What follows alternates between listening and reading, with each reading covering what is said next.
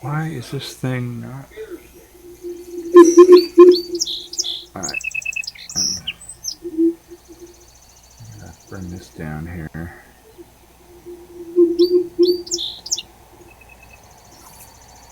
Hello?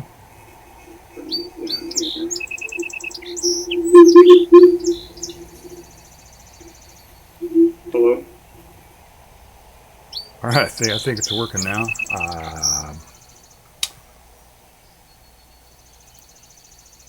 I think so. Hi. This is Double Tribble channel, live stream with some technical issues. All I did was change the, I just changed the resolution on my last stream.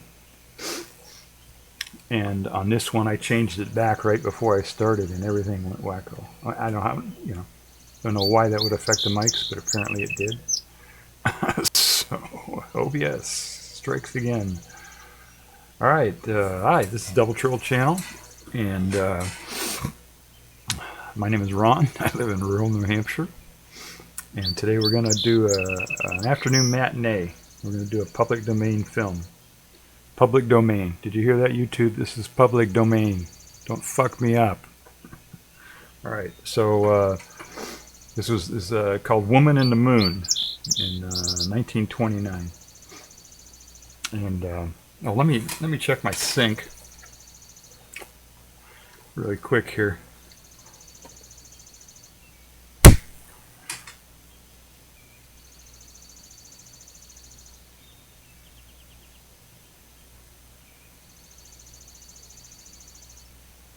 Oh boy. That's not even close. I didn't even hear it. Oh, I really did. Okay. All right, let me try this again here.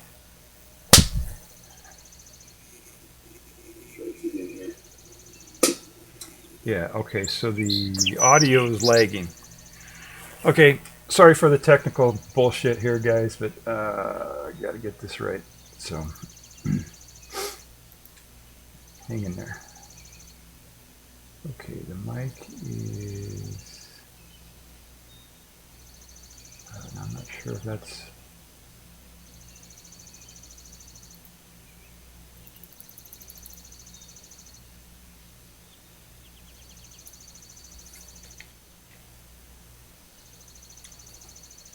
All right, let's try it again. Sync. Hello, hello. Hello, hello. Close enough. Damn, I'm not going to mess with it anymore. All right, so I think we're on. My camera is, for some reason, giving me a narrow field of view here, but I'll work with it. Actually, you know what I can do? Let me check the properties here. Zoom. Okay, all I did was bring up the menu for my camera, and it did this. It did this to me. Nice, nice. All right.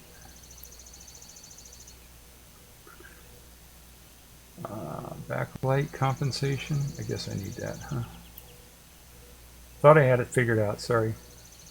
Exposure time. All right, let's give it a little bit more time. There we go. Gain. You got all these tricky stuff. White balance.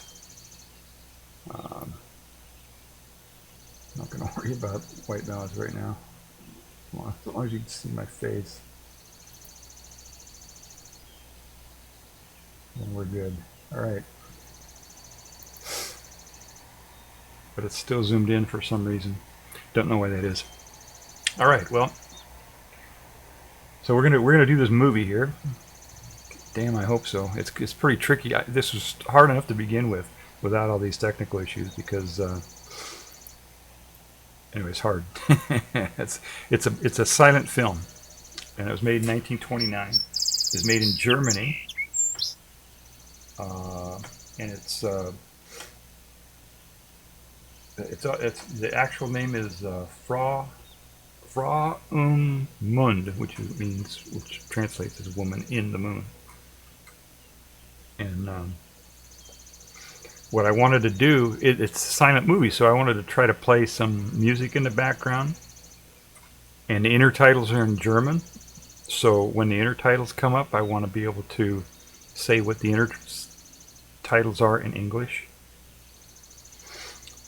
And I tried rehearsing. I didn't have time to rehearse. It's a long film. It's almost 3 hours long, and I didn't have time to rehearse the whole thing.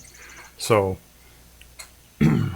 I don't know if I'm going to be able to get all those things translated properly or not. The intertitles. If you know German, then you're set, right? You just and you don't have dyslexia. You're able to read really fast because the intertitles go by pretty fast in this movie for some reason. Something I noticed on silent films. Most of the silent films will give plenty of time. They're like maybe 100 words per minute or something like that, or they give you plenty of time to read the intertitles. This one doesn't do that, and so it's a lot harder to figure out what they're saying, especially if it's in German and you're trying to translate. And I don't know German, so this is going to be interesting. I tried to go through them, and figure out what they said and everything. But anyway, we're going to try this and see if it works. Probably won't, but I'm going to try it anyway. Hopefully I won't mess this thing up. So what we'll do is I'll play this thing, and when it comes to the German intertitles, I will try to say in English what they are. Normally I just play a film and I don't interrupt it or anything like that, but this one I'm going to have to talk a little bit in it to explain what's going on. And if that disturbs you, then feel free to, it's a silent movie, so feel free to mute me. Turn down the sound if you don't want to listen to me talking. Also, I have social dyslexia, and so my take on this thing might be a little bit different. So, anyway, that's what we're going to do. We're going to play the movie, and then after the movie's done, if I still have enough energy, then I'll do a review of it. We can talk about it. If I got people watching, then we can discuss it. Whatever you want to do. But yeah, it's in the public domain. Hear that, YouTube? Public domain film. It was made first released in 1929, and everything that was made in 1929 came into the public domain on January 1st of 2025 in the United States. Other countries may vary, but I'm in the United States, and Twitch is in the United States, so that's what we're doing. And this music that I'm gonna play, let me practice some of these just to see if I got this thing working first.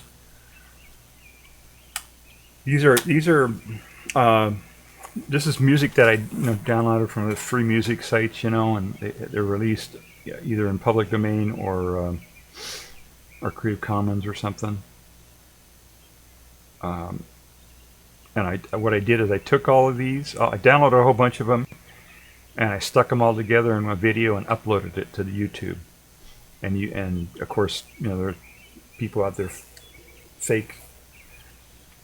filing fake copyright claims or whatever against it, and so all the ones that YouTube said were copyrighted, I erased them. I'm not going to use them. I'm only going to use the ones that passed their test. So hopefully we're in the clear here on this. But let me try playing a few of these just to see if it's going to work. Oh yeah, there's some music. Okay.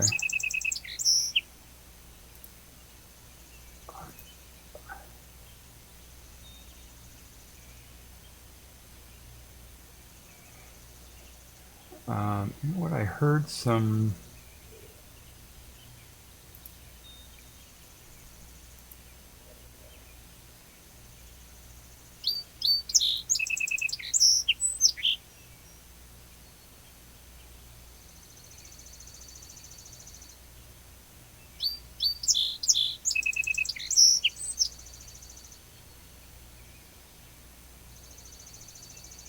Oh, I see what's going on here. Okay. All right, so this is good music for me to listen to for a few seconds here because I was pretty wound up about those technical problems. Nice relaxing music here. Everybody unwind. All right, let's see.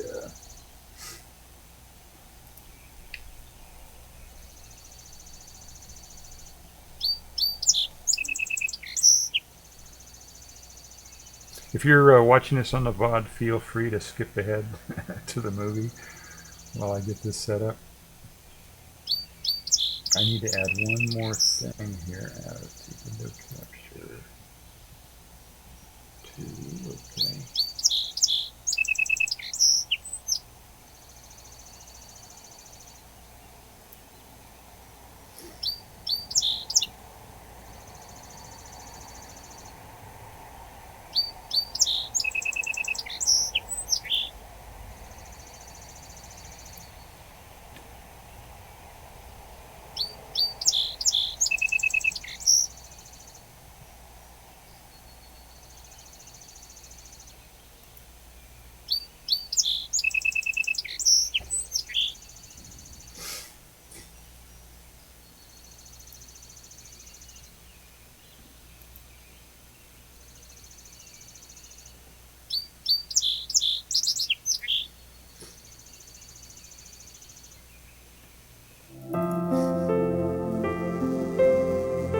Okay, so that's the,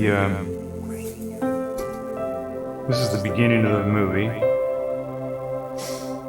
It's not, oh, this is over here.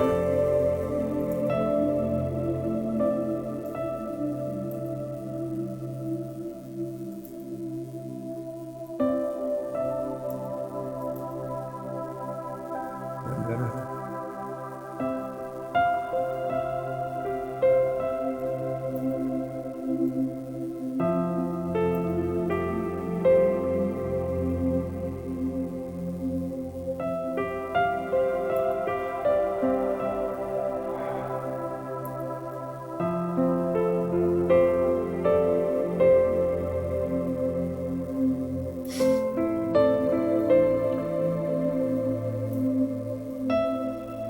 Yeah, what happened was I changed the resolution of this thing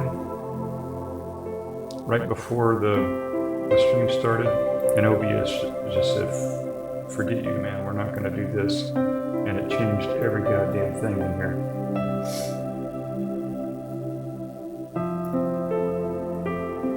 Including the mics. Who knows? How does that look? A little bit better.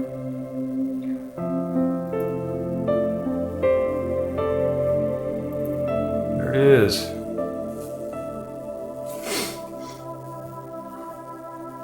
Let me get an image in here. Okay.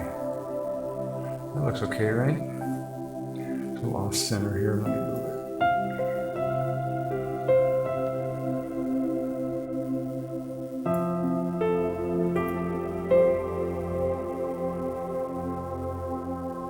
Now it's off center the other way.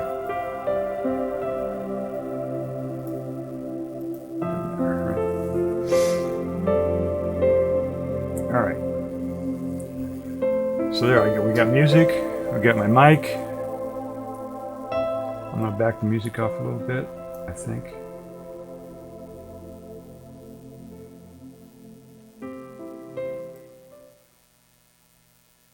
No, you don't want to do that.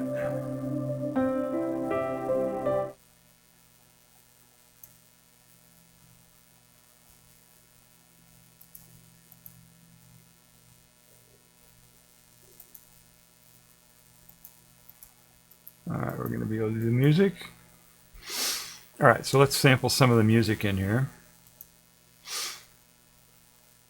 This is kind of boring content unless you're a streamer and you can empathize. Let's see here. Let me try some other music here.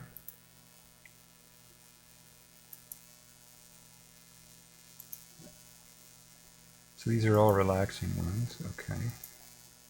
That one's not relaxing.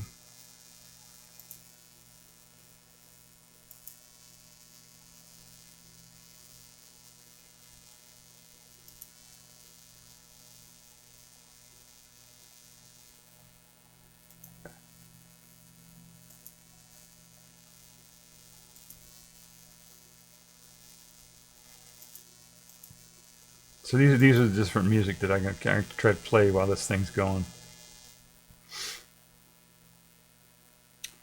What I'd really like to do is take this film, this silent film, and translate all the intertitles and put some music on there that actually matches the action.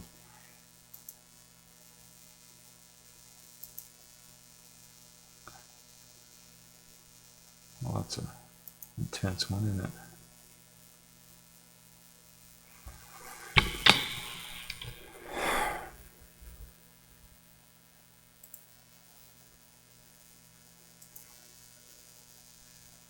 Oh, man.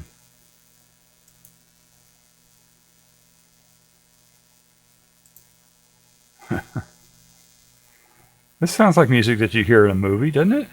A little bit. There's a suspense, right?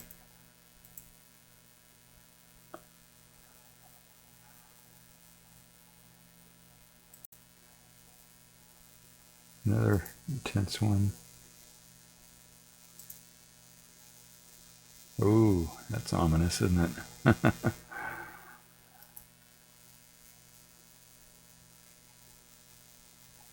Oh my God. Okay, that seems pretty easy.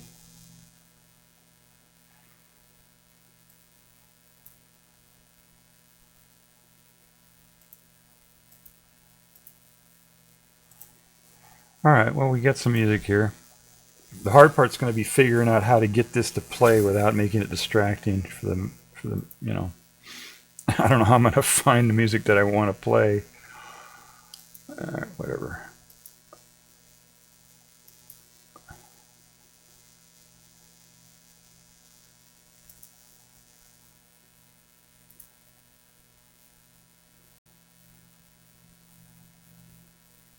All right. This looks like a good one for the opening, and I'll try to figure it out from there. Damn, this is going to be something. All right.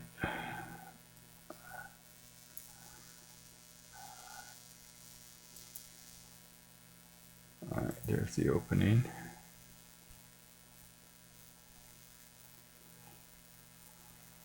All right, you ready? I'm going to give this a shot. And as I said, I'm going to let the video run. So if if the music and my talking and all that is distracting to your enjoyment of the film, then just turn down the volume because it's a silent movie anyway. And if you speak German, then you're all set. All right, so here we go. This is Frau Mund, or Woman in the Moon, 1929, a public domain film. Ready? All right, here we go.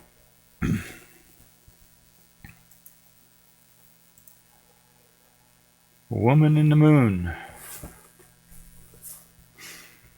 Fritz Lang film. Oh, I didn't need to translate that one.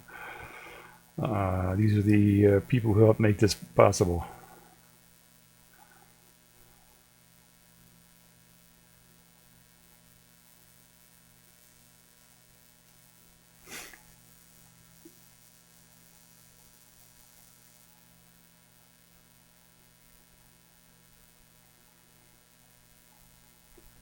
And the players.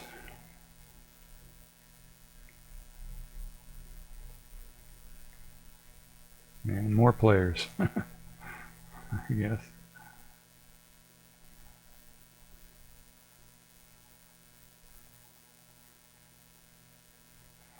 Screenplay was by Thea von Harbo. I don't know. Fritz Lang was the director. Cinematography was those guys.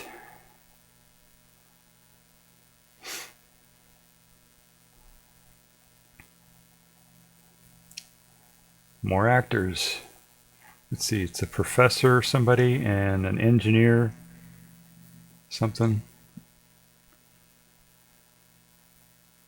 Windiger? Okay, and then then we've got the astronomy student, and Gustav, and a guy who calls himself Walter Turner.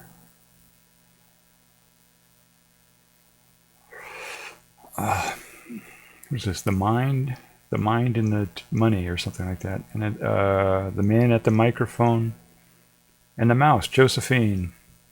Yay! Yay for the mouse.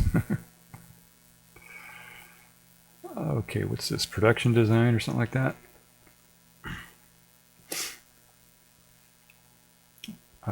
Oh, the science advisor. And the production manager. And it's based on a novel by Thea von Harbo, Woman in the Moon. Okay, now let's see. Never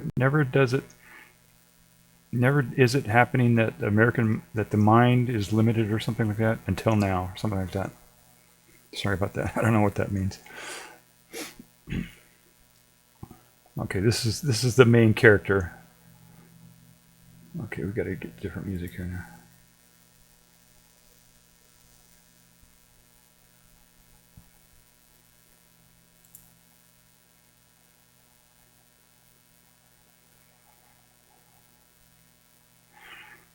Oh, you should let that asshole break his neck on a stairway, Elias.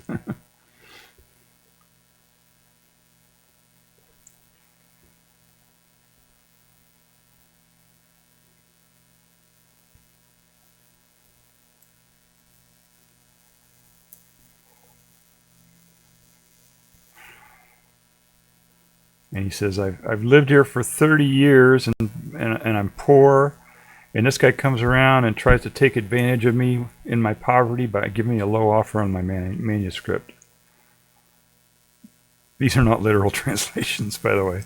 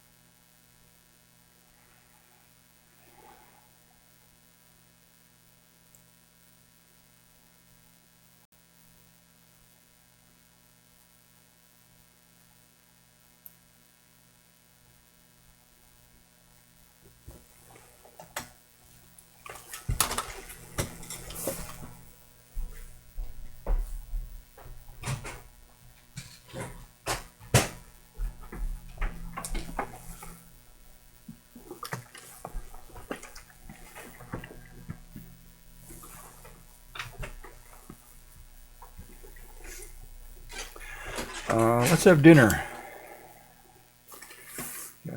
Got any food?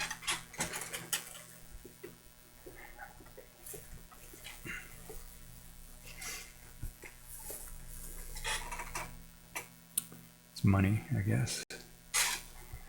Here, I found this the other day. Why don't you take it and go buy your own frickin' food, guy? Mr. Helios.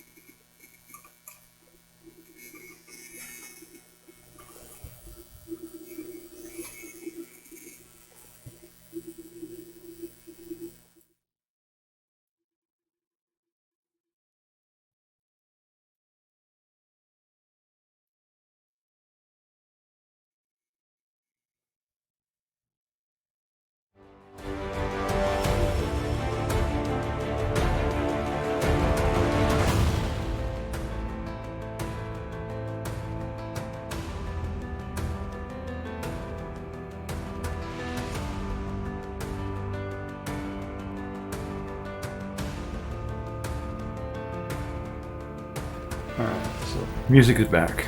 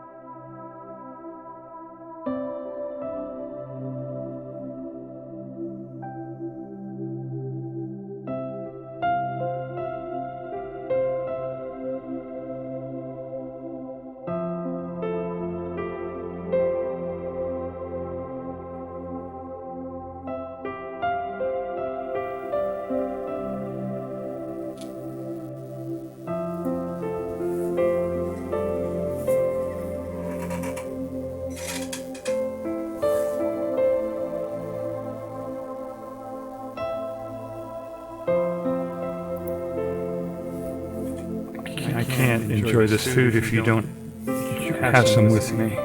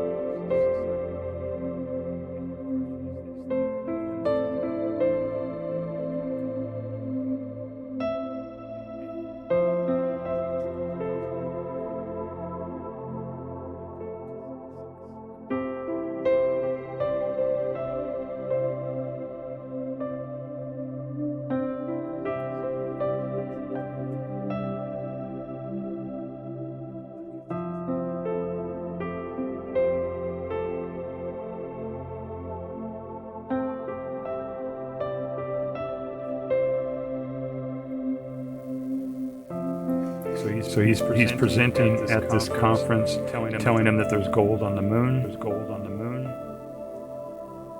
And this is an astronomical conference.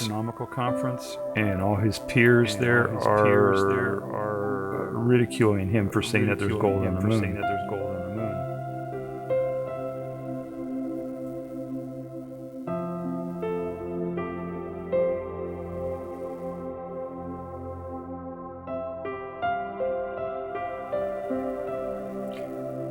Okay, he says, based on all my research, I say that the rocks of the moon contain more gold than anywhere else. Or something like that.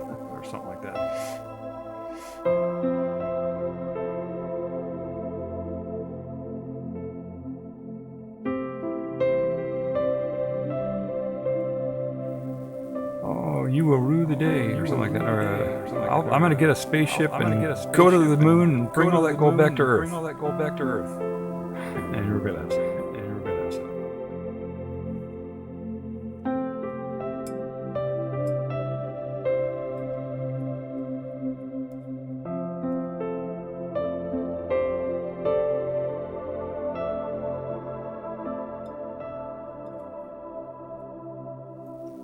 Don't laugh at me.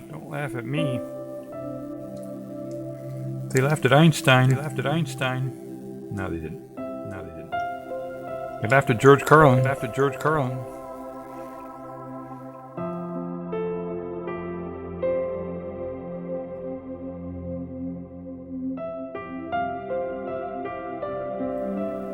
Okay, it's basically saying that we won't have progress until you guys have an open mind.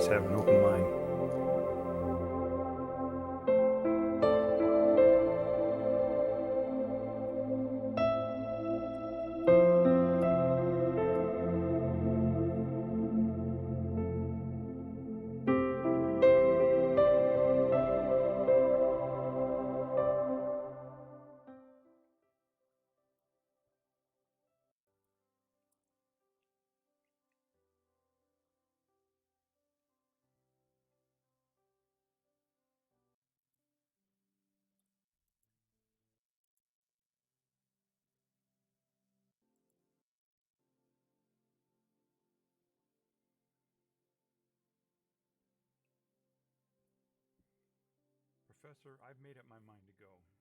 That's what Helios just said.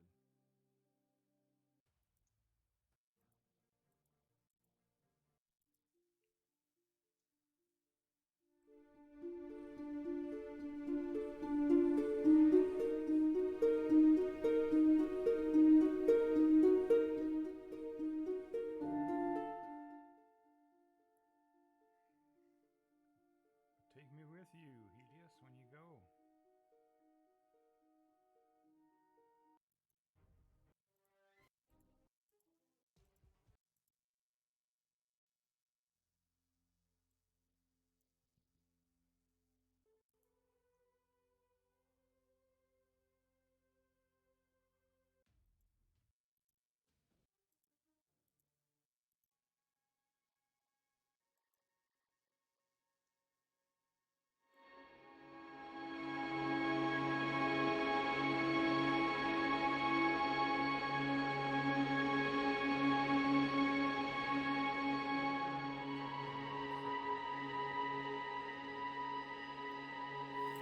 Don't worry, Professor, your ideas will be accepted.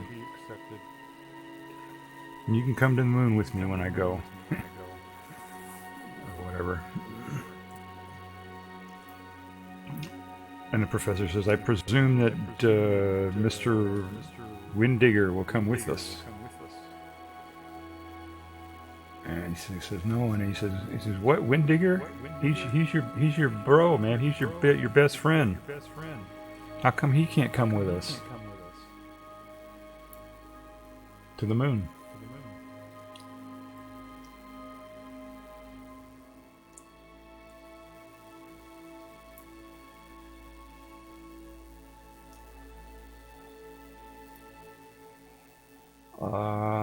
Okay, this is a wedding announcement for Windigger and Frida Velton.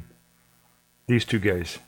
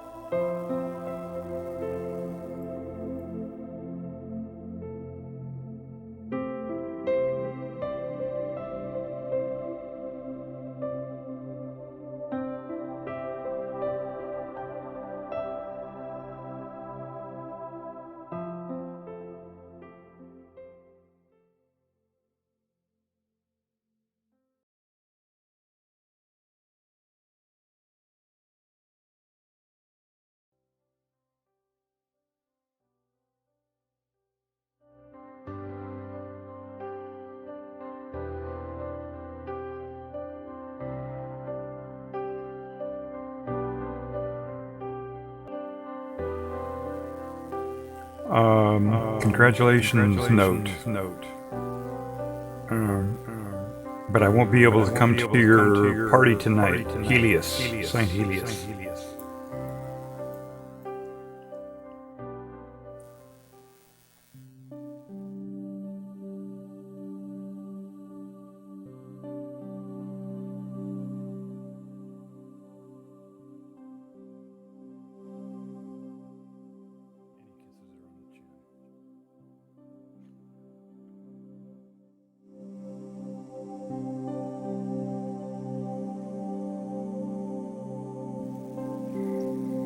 Let's see. He doesn't even know about the decision. Nobody does.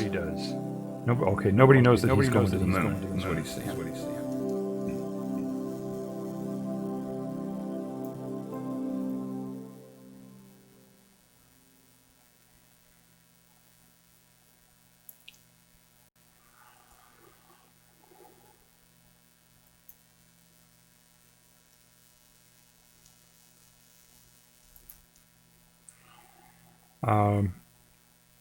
Listen, Helios, I'm sure more people know than just us two. Can't keep secrets around here.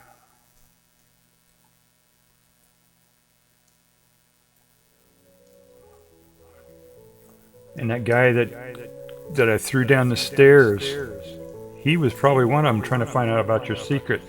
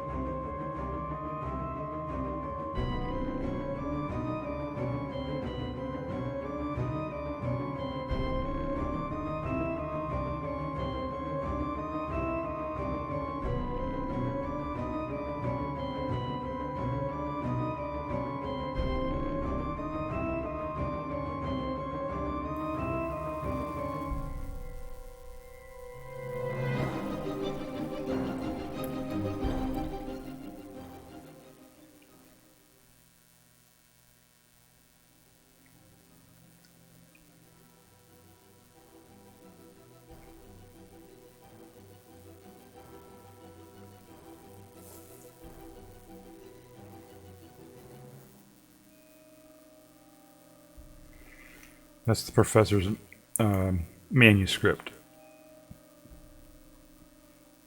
explaining about gold on the moon and how to get to the moon and all that.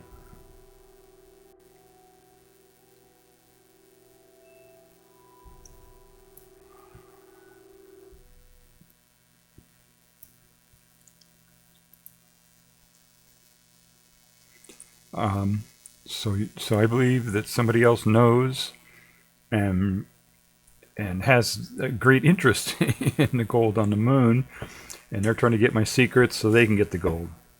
Something like that.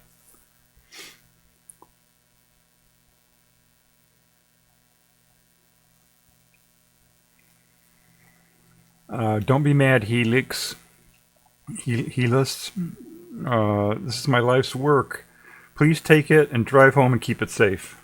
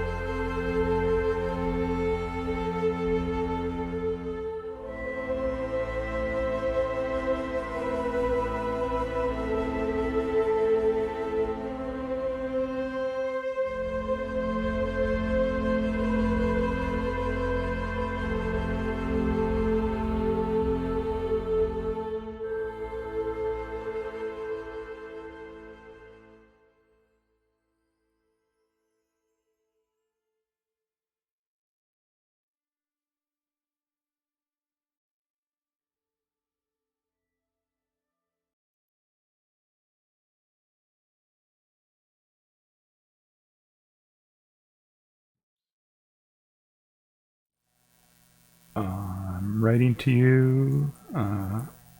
You agreed to be my wife, but she said yes. Wait, please join us for our engagement party. Okay, this is Windiger writing back to Helios, saying, please come to our wedding party. And Helios is having none of it.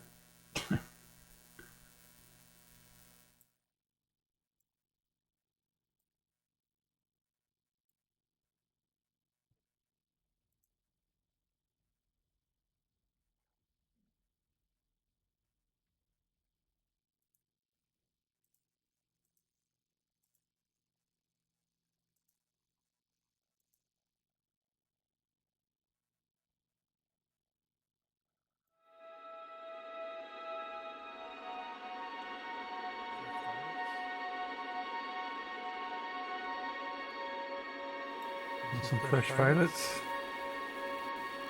Oh, he wants some fresh violets, I think.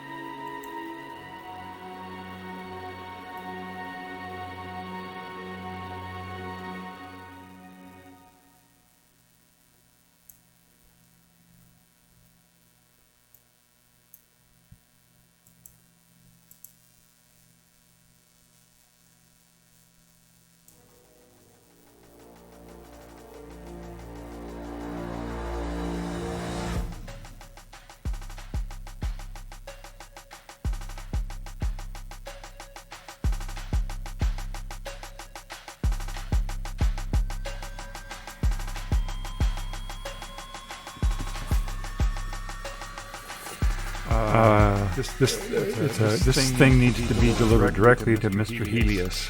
And one says, no, Mr. Helios is not home. He says, please, can I at least wait inside? He sent me all this way. Something like that.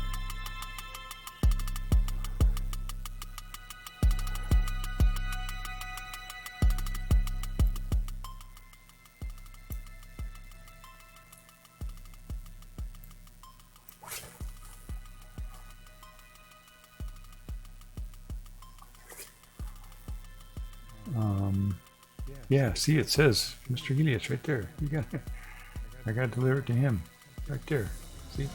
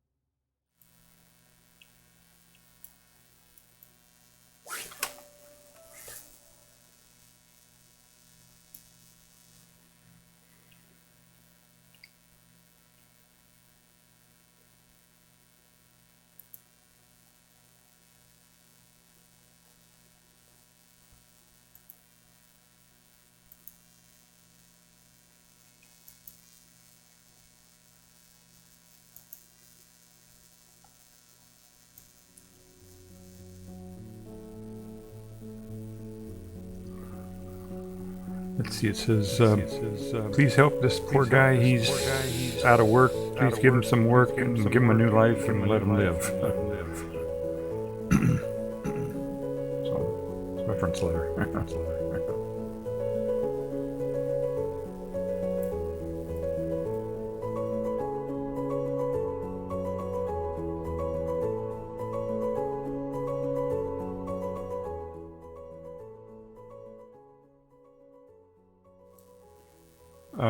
Please take me to the nearest police station. I can't explain something. Emergency. Where are you?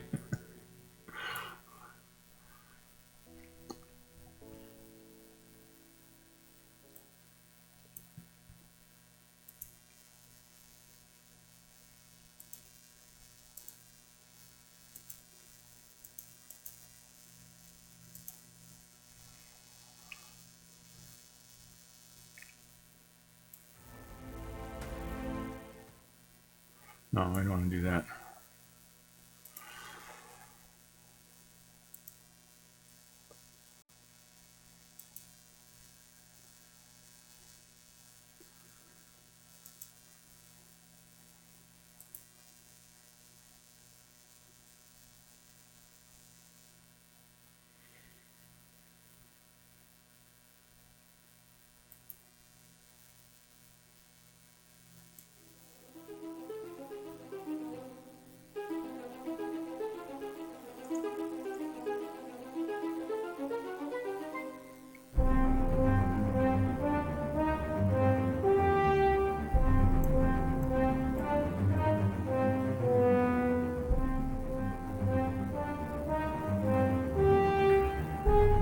Oh, for goodness sakes.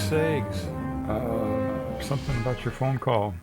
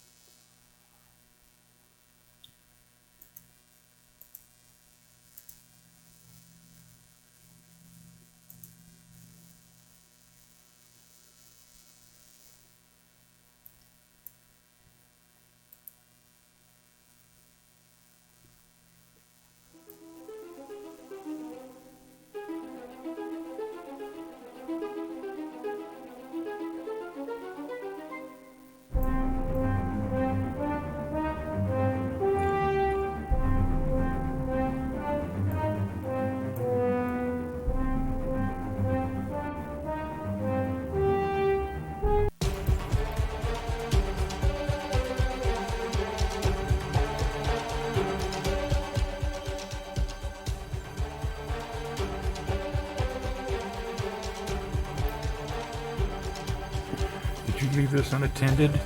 She says, only for a minute. That guy came and there was a man. He was sent by Mr. Wingdigger. Wingdigger.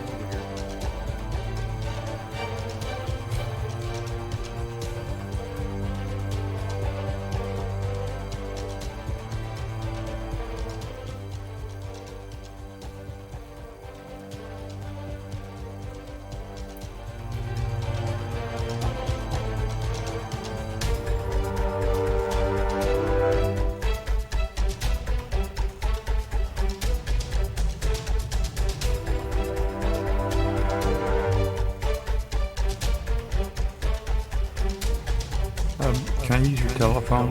Mine's out of order.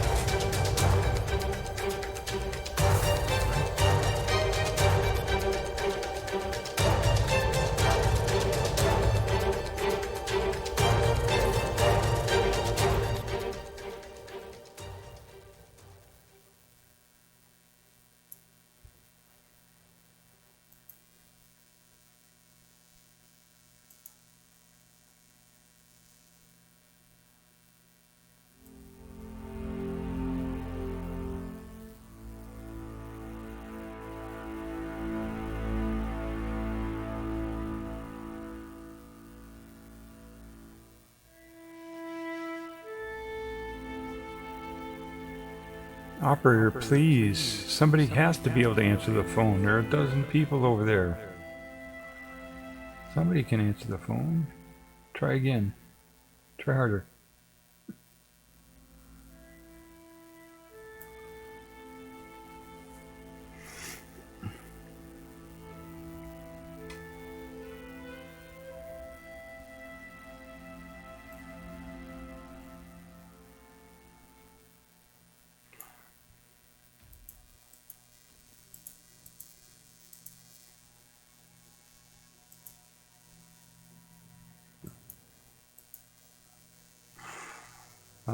I'm just a foreman here. You continue, Miss, if you continue working really hard, you'll be my boss at someday. Something like that. Pep talk, you know.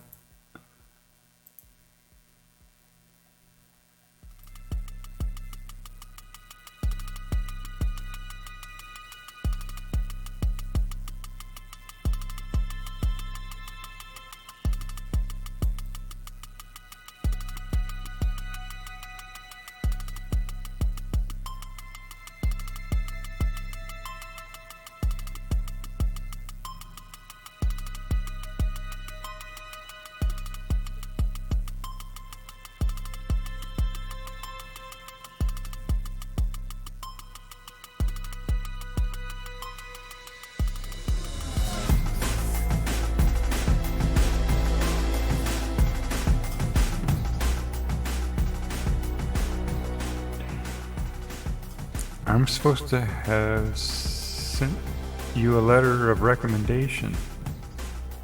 No, I didn't send a letter like that. It was a fake.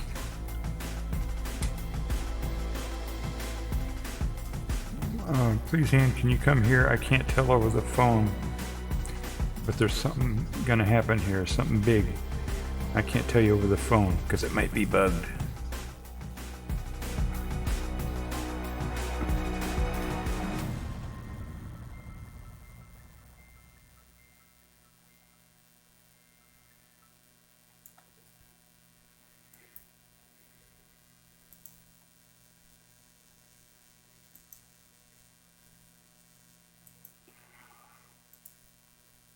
You can be assured that's something.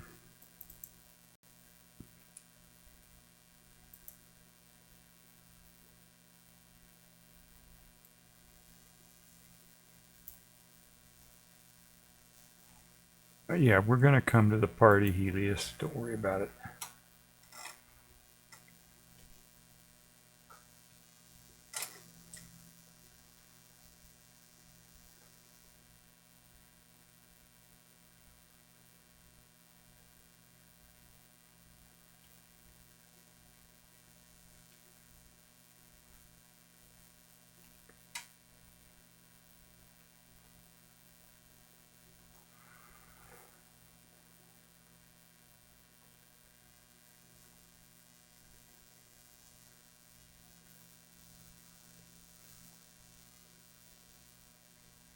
Okay, so they talk him into coming to the engagement party.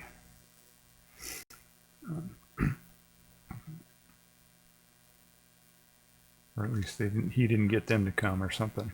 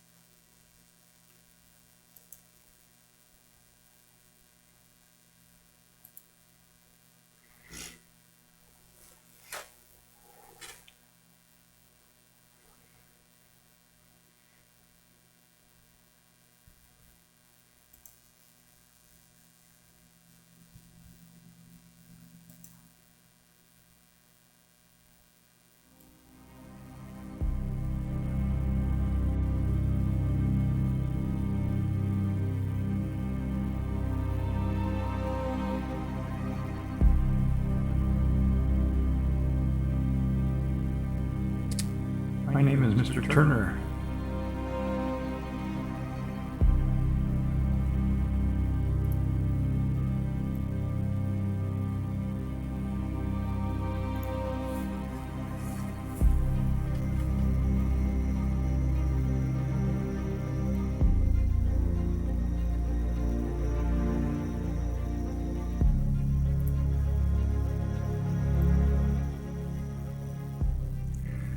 You want me to send you down those steps again? I won't be there to catch you this time.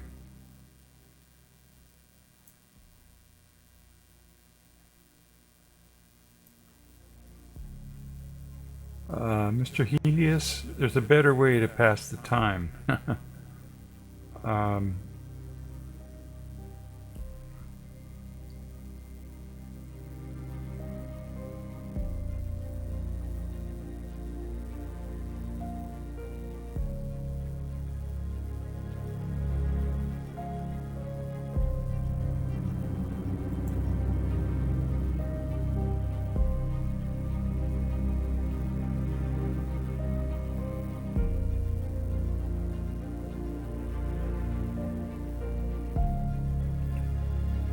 Okay, can you ask your driver tell him that this is to wait and don't call the police? Well, we already told the police, Mr. Turner.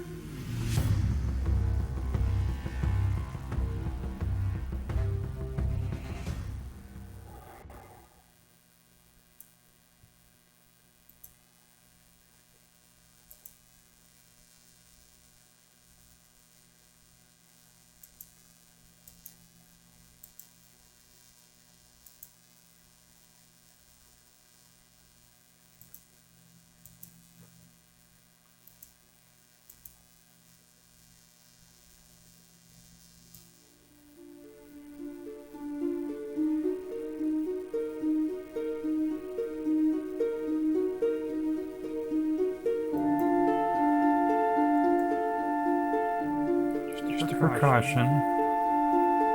And this.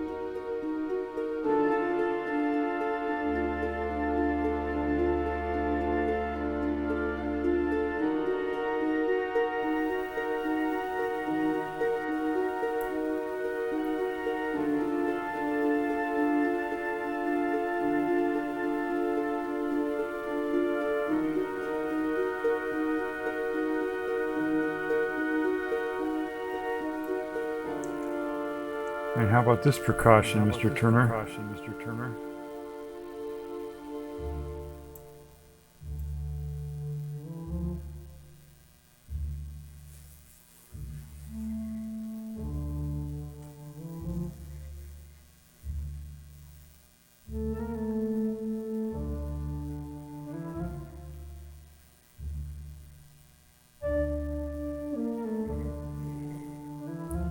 Okay, now I get it. Now I see how you have evaded the police for so long.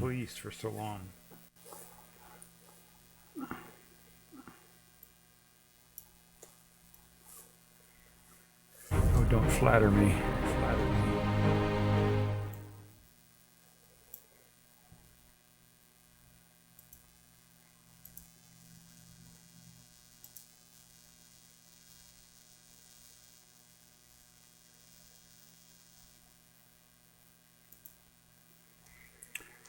Perhaps you can tell me where the stolen manuscript is and all the stuff you took out of my safe.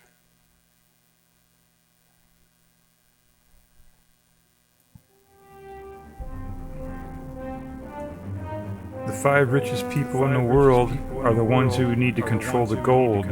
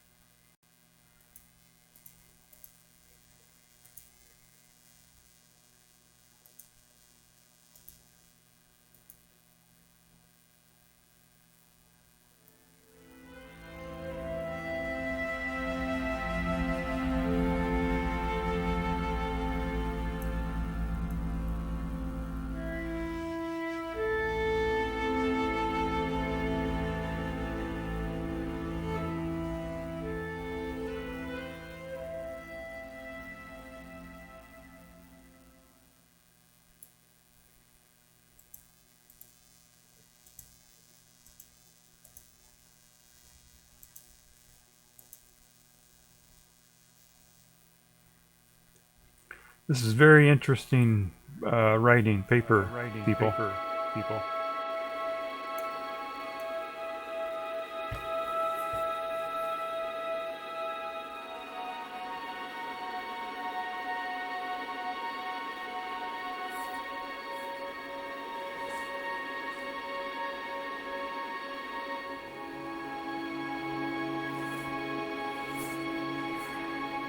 To prove that we can reach the moon, Helios made a rocket called the H-23, filled it with magnesium, sent it to the moon, and when it hit the moon, it blew up, and then we saw the explosion from Earth with our telescopes.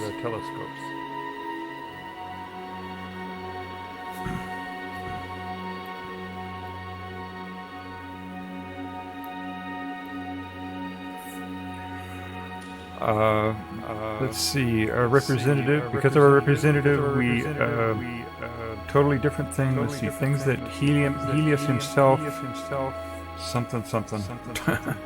Sorry.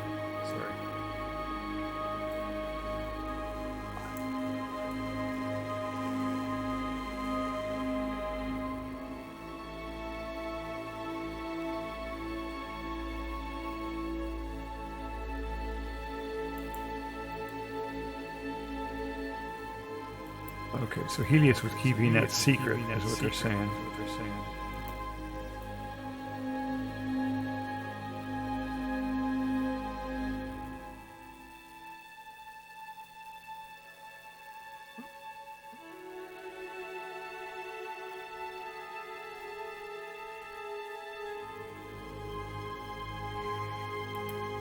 Okay, so here's some images of the moon that were taken by the H-32 rocket when it went to the moon. That's the nose cone of the thing. It has automatic cameras.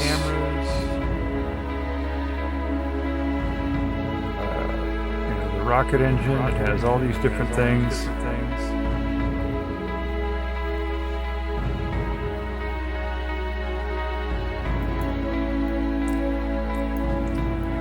Where the camera is located, they've got a little clockwork.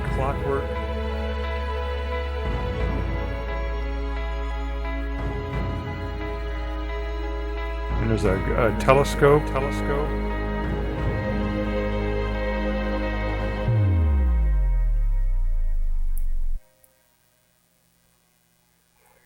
And this is the trajectory of the rocket.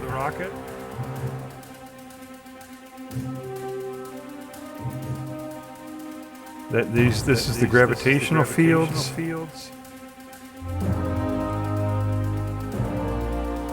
Of the Earth and the Moon. And that's the Lagrange point.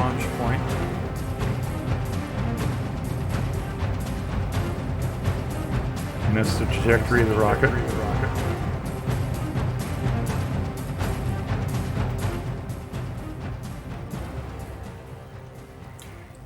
It's got to go 11.2 thousand meters per second.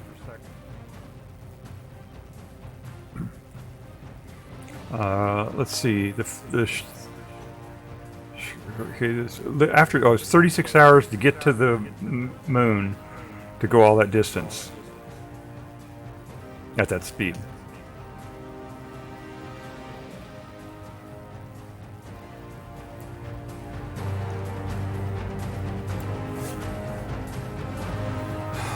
At an altitude of about 1,000 kilometers, it flies over the moon crater Eratosthenes. However you pronounce it. In the depths, let's see, some astronomer at an observatory in Jamaica has observed it.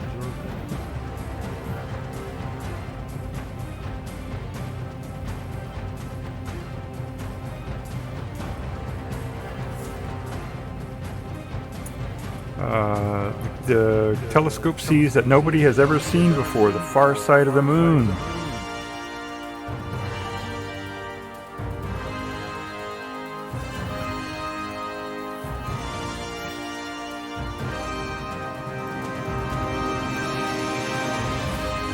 Okay, our black and white images of the big dimension of these big dimensions. Is that vegetation? Is that fog? Is that water? What is that down there?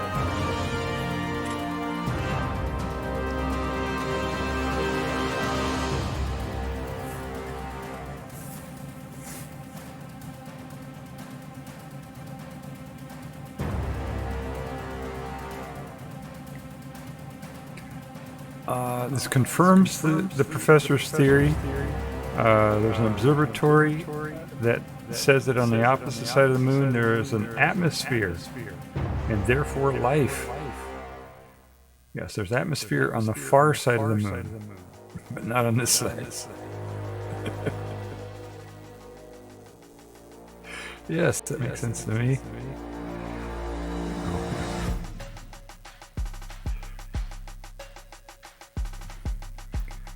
Okay, let's not wait. All that gold is waiting for us up there, and we want it in our hands, not in the hands of those idealists.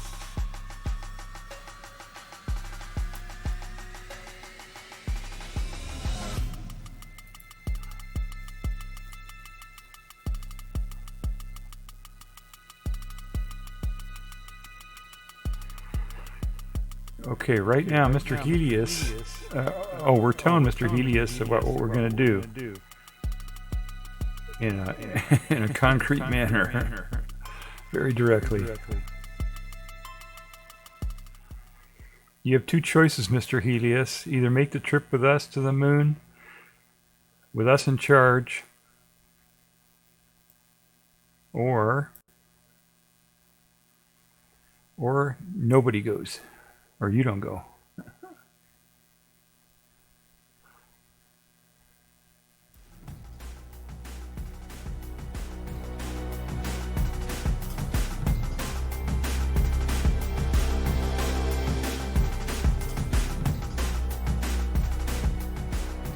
If we don't reach an agreement here, then after I leave, your hangar is going to get blown up along with your spaceship. What do you think about that, guy? Mr. Helios doesn't like that.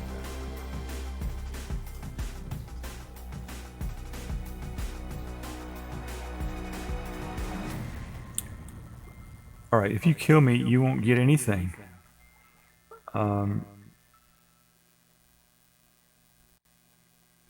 Something about somebody traveling. Oh, he wants to. Mr. Turner wants to travel with him to the moon. And Mr. Turner says, "You don't get it, Helios. If you don't do it our way, we're going to shut you down and destroy all your stuff."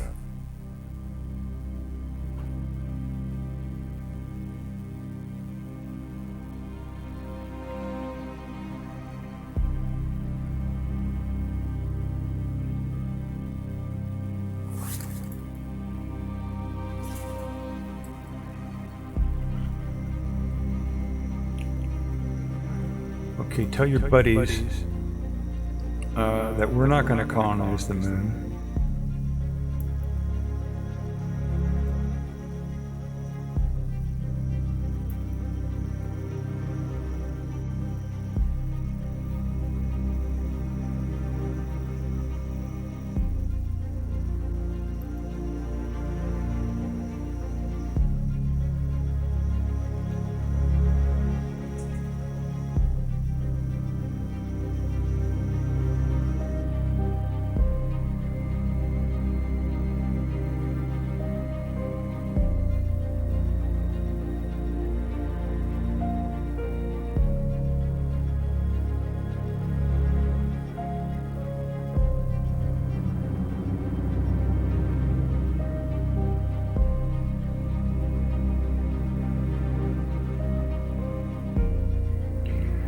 Can you give me 24 hours to think about it?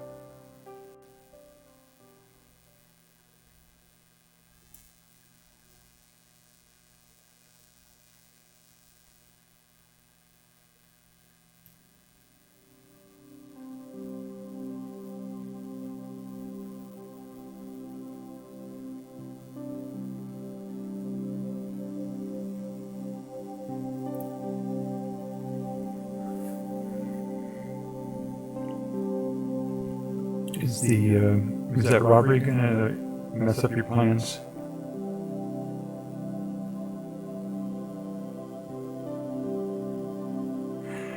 Don't worry about the plans. I've got copies of it in a secret place hidden in my desk in the upper drawer.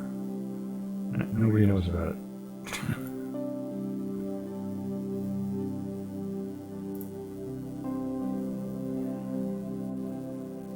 Oh, Mr. Hans. Oh, Hans. Don't be so sure that it's a secret.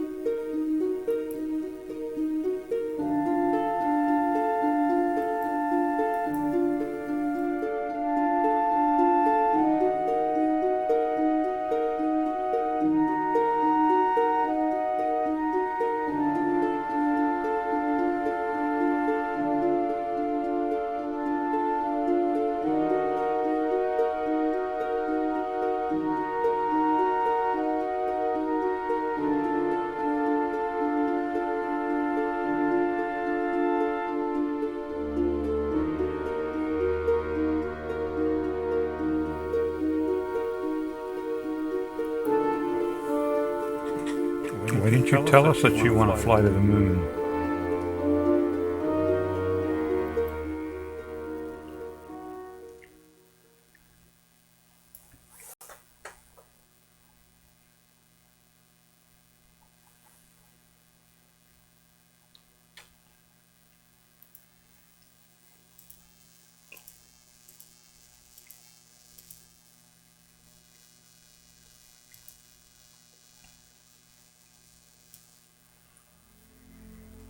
At work in the laboratory, you called me your friend, comrade, and now?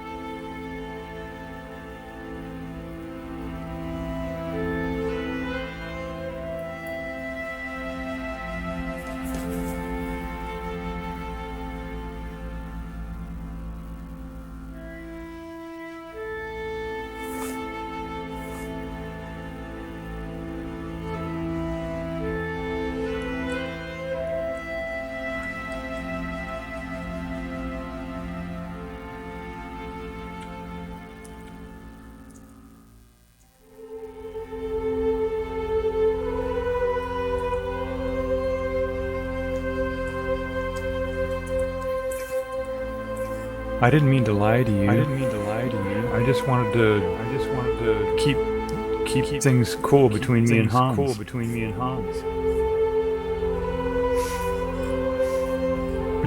you really think that Hans would stab you in the back?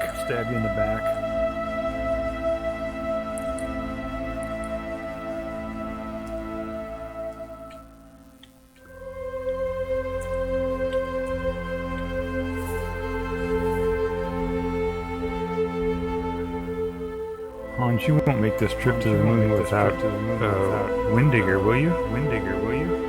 And without me?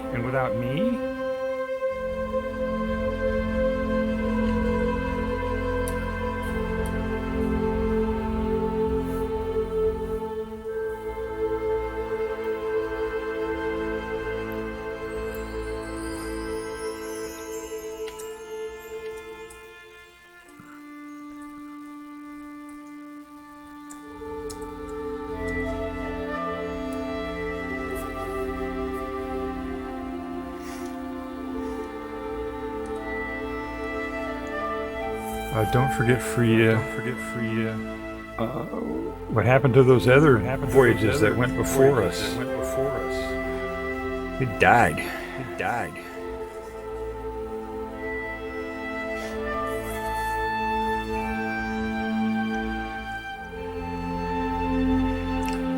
And the plaque says that these are brave people who tried to go to the moon, and this is a memorial, and we're honoring them and all that.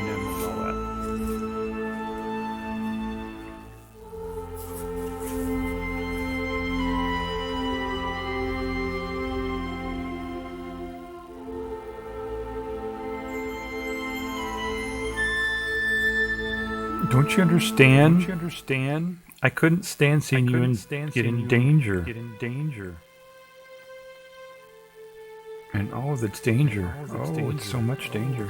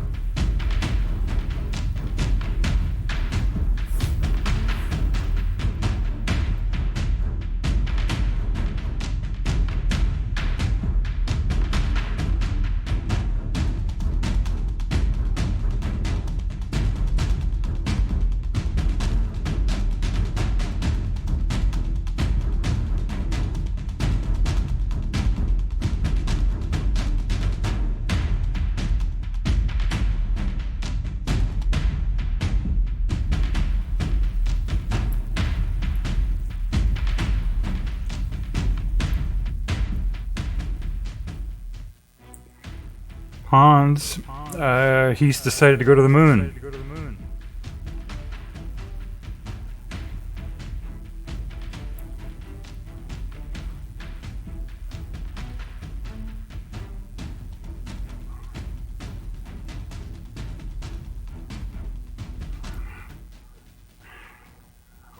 Oh, when do we start? Who's in the crew? Who's coming with us?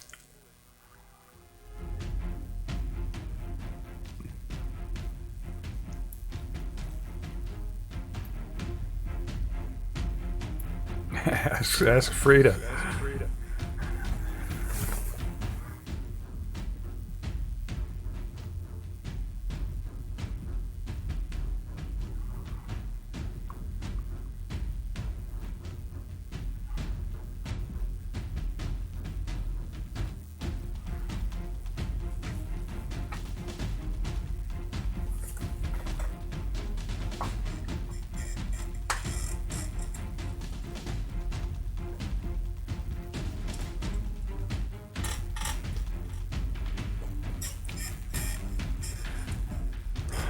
Frida, do you want to come?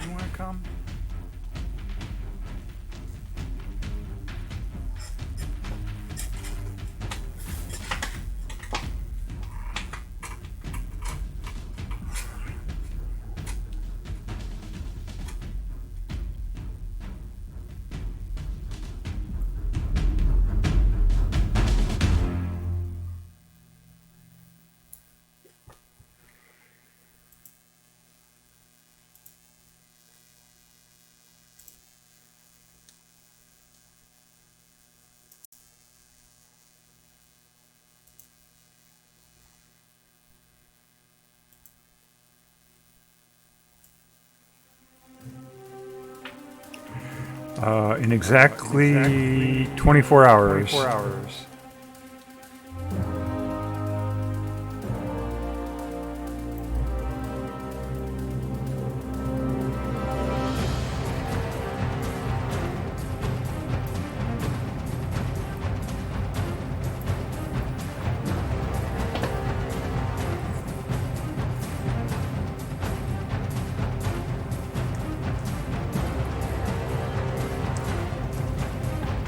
Well, Mr. Helios, it's been 24 hours.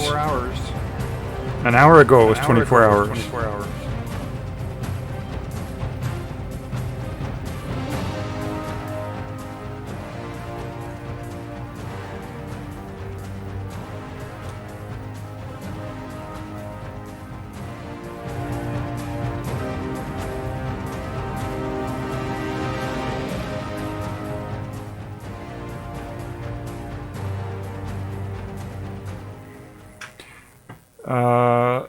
The explosion is not a big deal.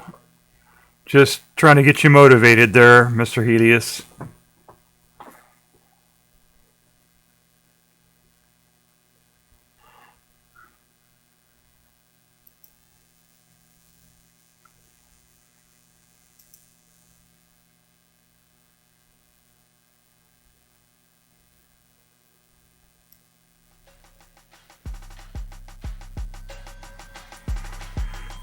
That's the first warning shot there, Mr. Windigger. All we took was the hanger and some other stuff. Next time it's going to be worse.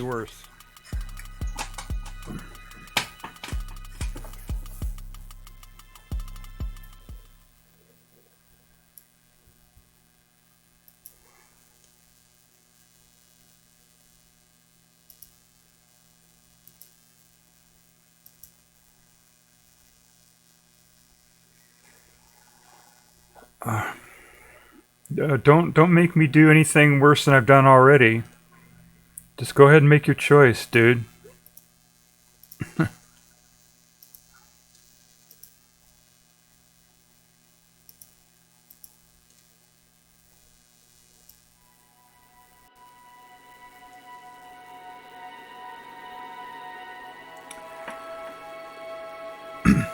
I promise, Mr. Helios, as soon as we make the agreement, we'll return all your stuff in perfect condition.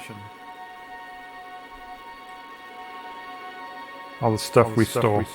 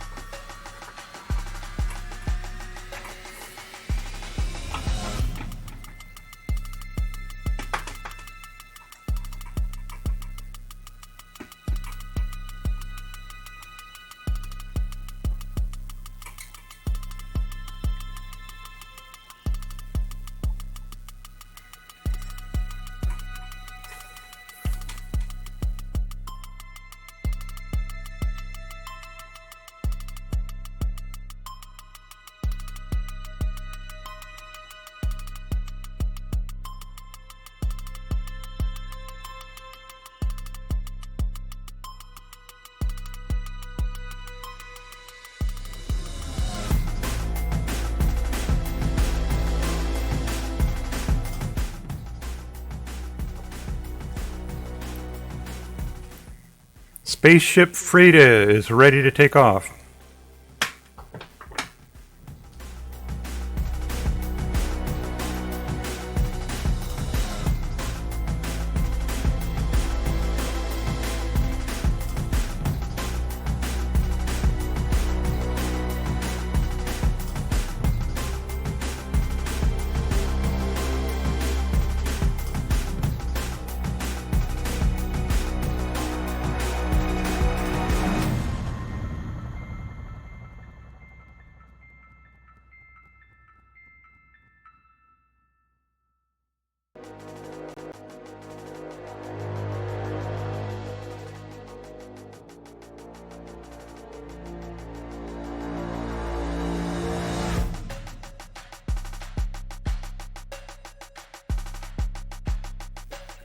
If everything goes well, we'll land on the moon 36 hours later.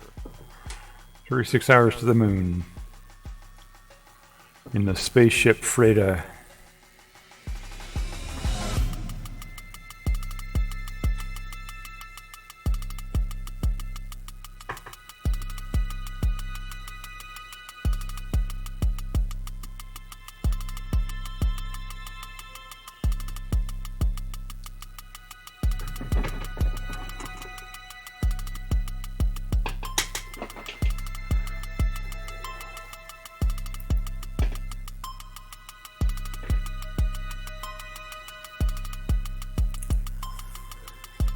And when the spaceship takes off, everybody's going to ring bells and sirens are going to go off and all the planes and trains are going to honk their horns and everything to honor the astronauts going to the moon.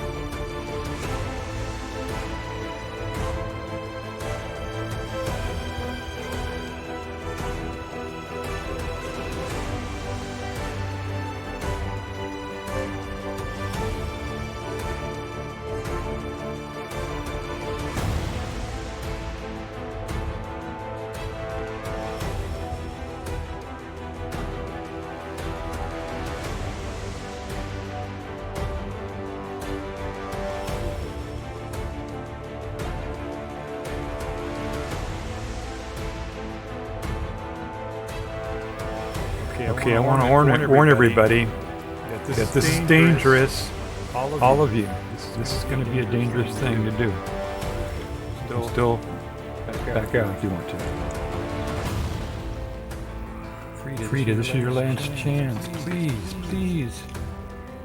I'm begging with you, honey. This is too dangerous. I don't want you to get hurt. Oh, Helios, don't beg me.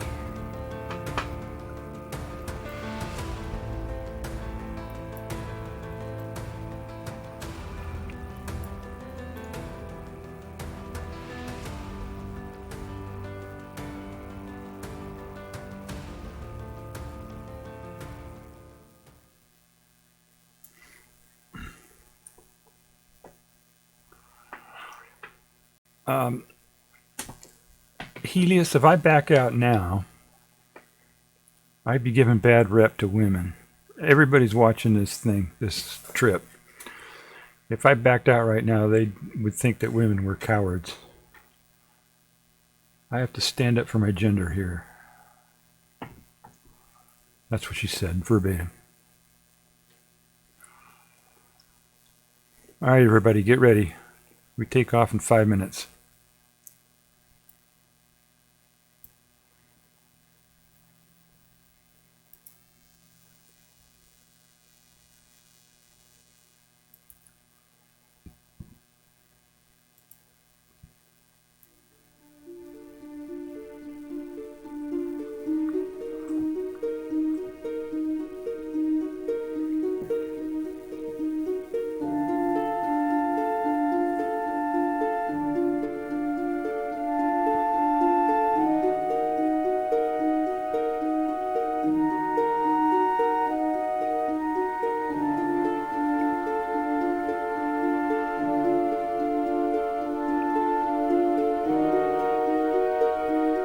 Everybody's watching. Everybody's listening. Everybody's listening.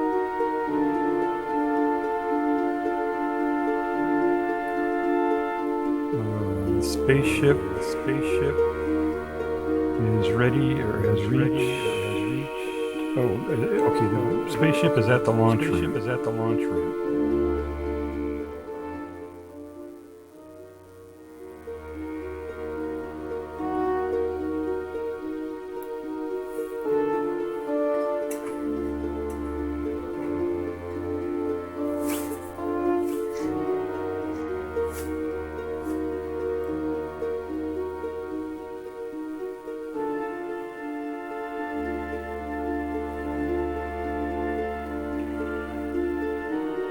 Okay, because the way the spaceship is built, we got to put it in water so that it will stand straight upright.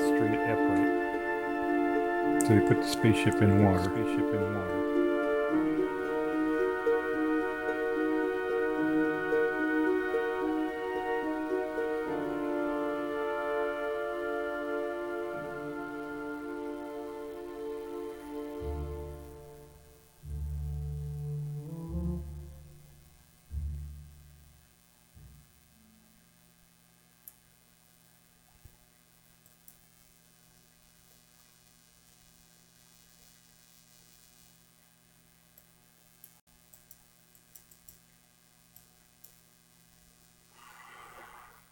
Okay, until we get up to, okay, that's a speedometer right there, kilometers per second,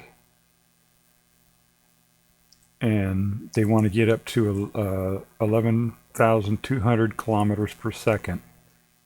But during that acceleration, there's going to be a lot of pressure, and the pressure will be fatal to humans if it gets over 40 meters per second squared. That last dial there said pressure on it. Pressure is the pressure gauge. Okay, during the 8 minutes of launch, we'll feel like there's a ton of weight on us, but we will be victorious or something like that. We'll make it. We'll survive.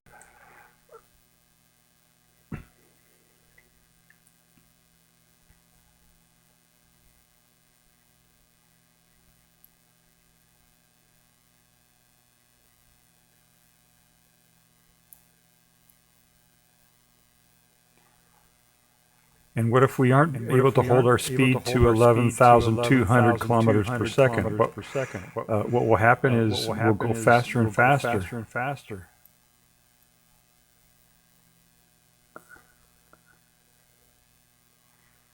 We'll be out in space. We'll go out into space. We'll never make it back. Ever.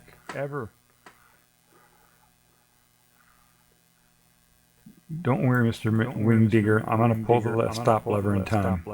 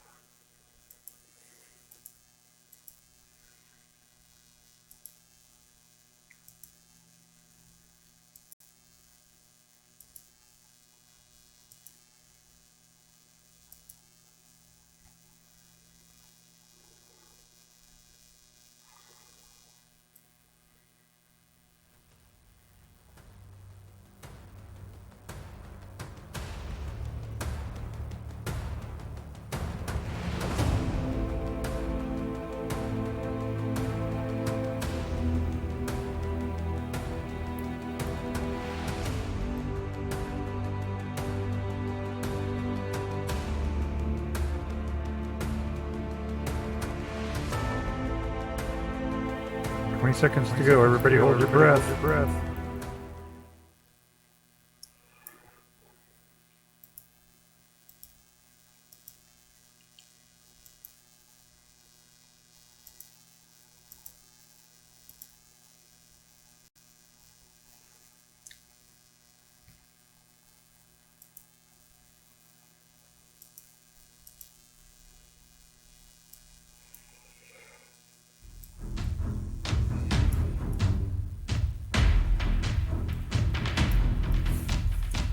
Three, two, one. Now. That's what it said.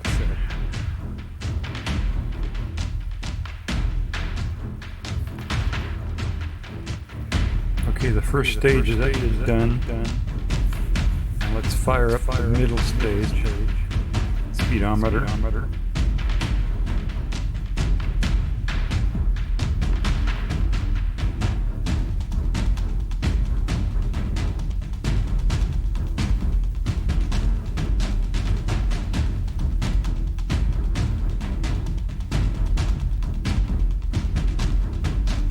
Pressure.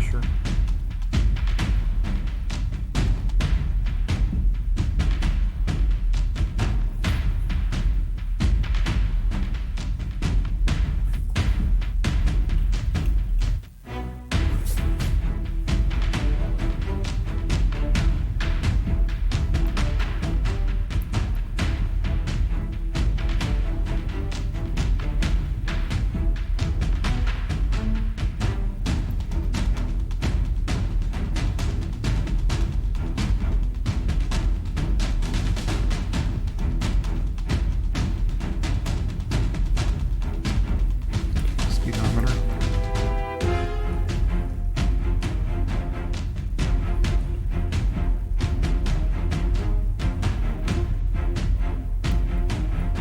Wind digger, dump the middle stage, quick.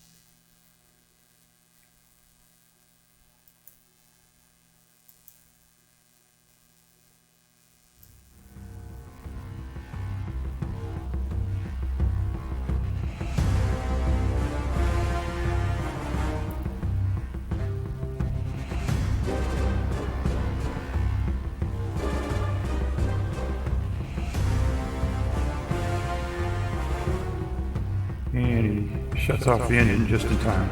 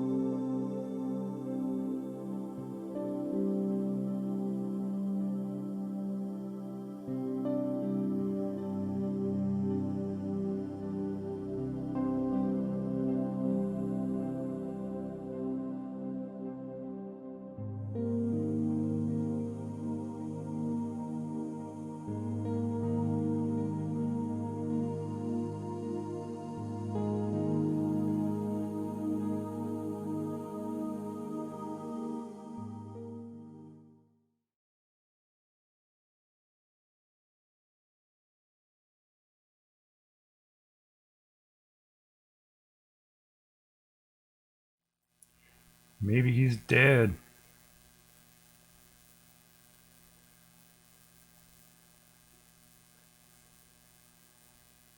Just saying.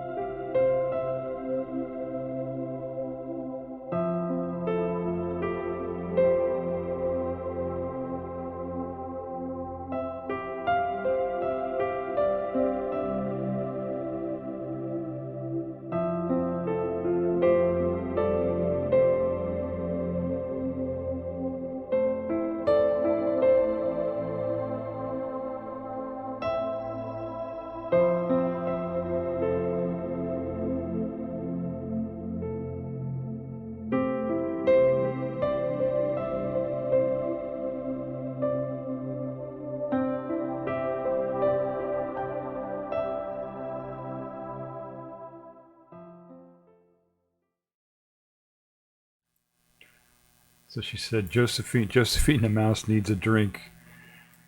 And he said, yeah, and Mr. Turner needs even more.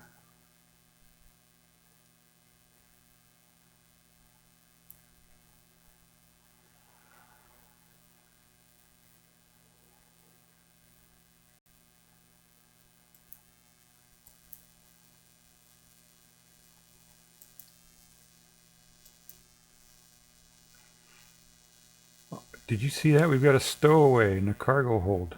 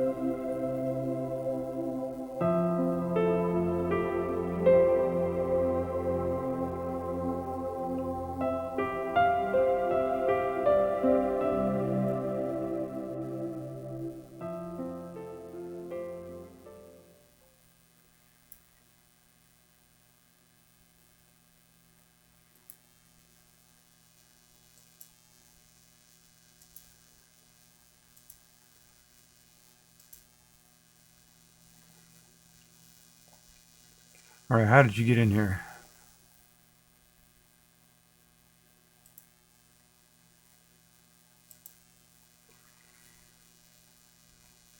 I've always wanted to go to the moon, Mr. Helix.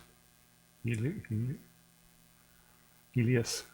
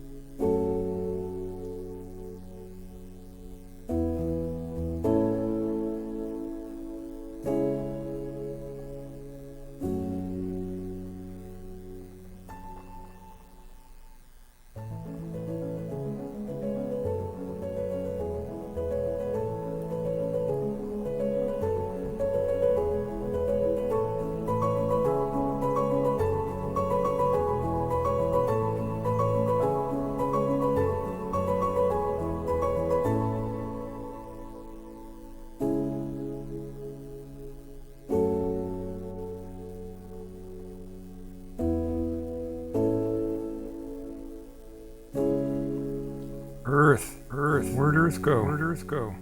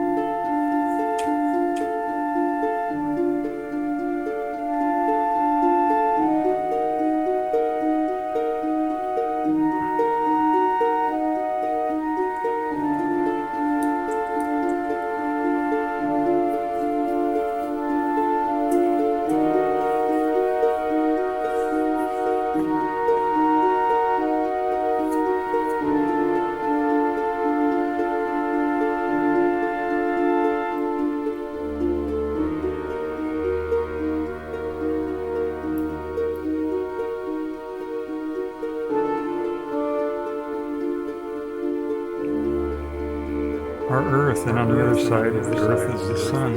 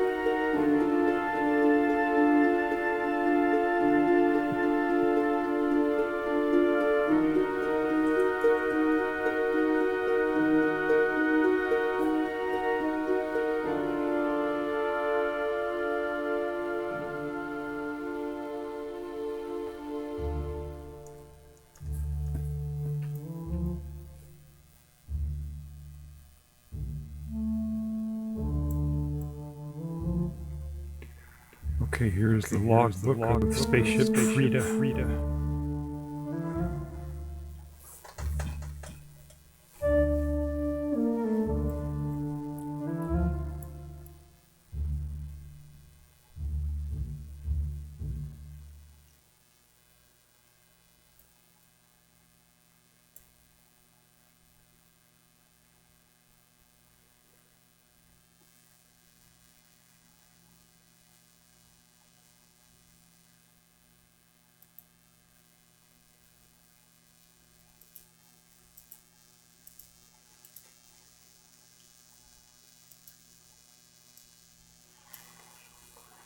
Okay, turning the ship around so it's facing away from the sun to keep warm, or towards the sun to keep warm.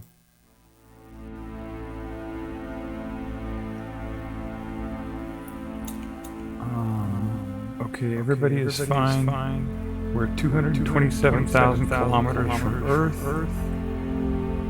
And I think we're at the Lagrange point. Yes. They didn't call it that back then.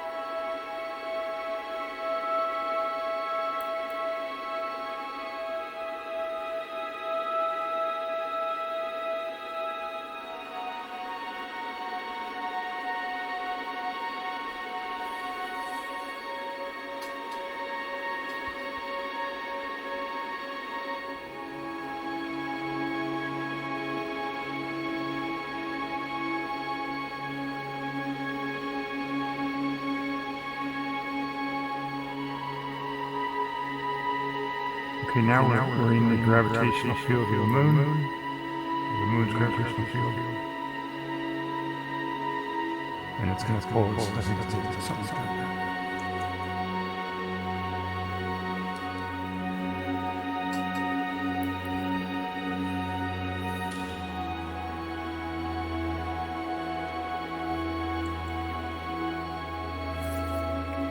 Okay, the weightlessness has now stopped, and we're turning the ship around and firing it directs towards the moon to slow us down, and so we'll have gravity again. Something like that.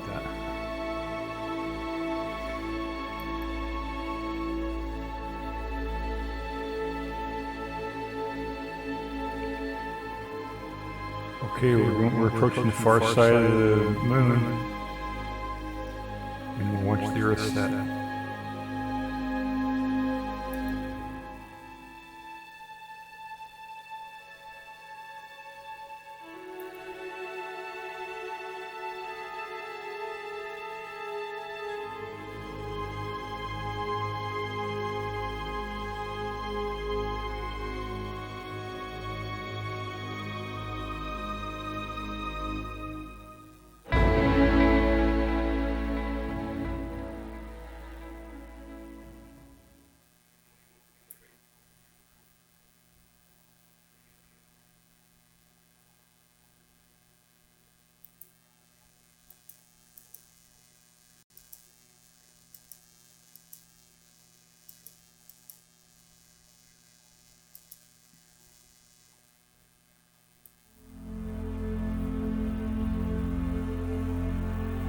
There you go again, Hans.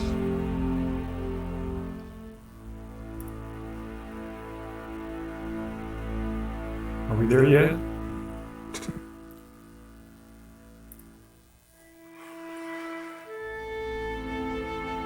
If we had any sense at all, we wouldn't land.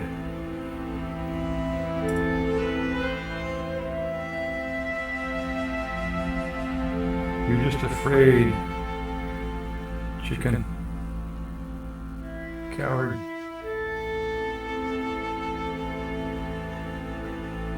No, you're a coward. No, you're a coward.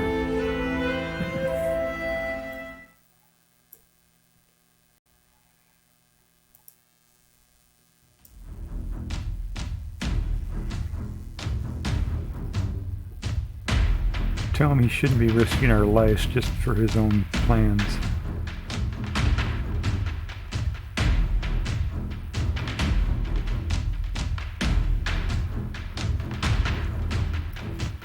Alright, stop your argument, Hans.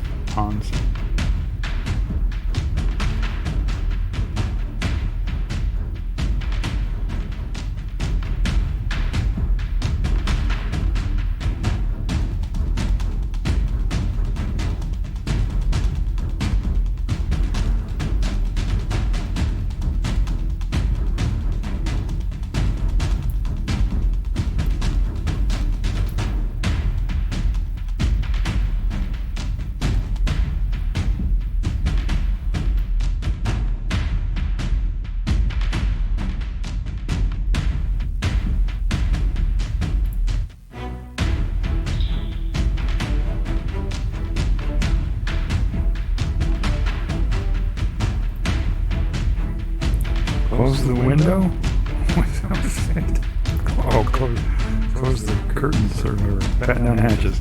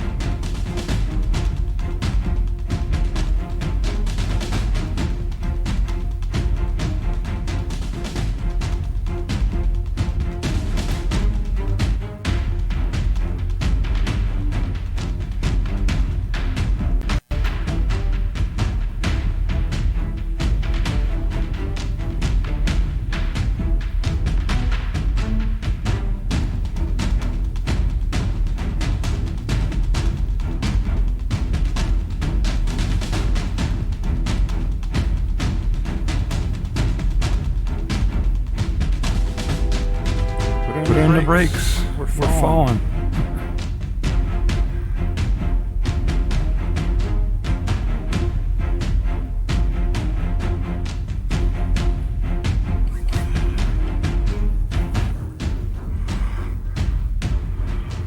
Hard landing.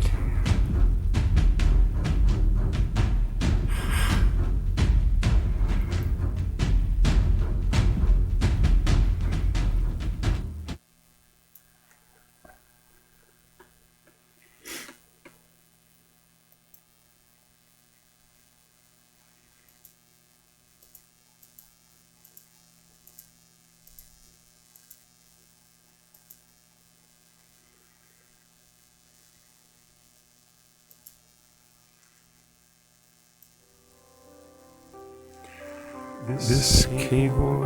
This ignition. Is this igniting cable? It's not going to fix itself.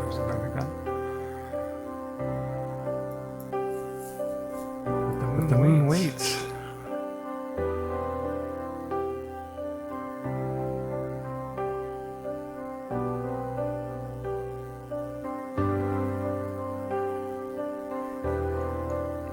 We have to test the air to see if it's breathable. Outside.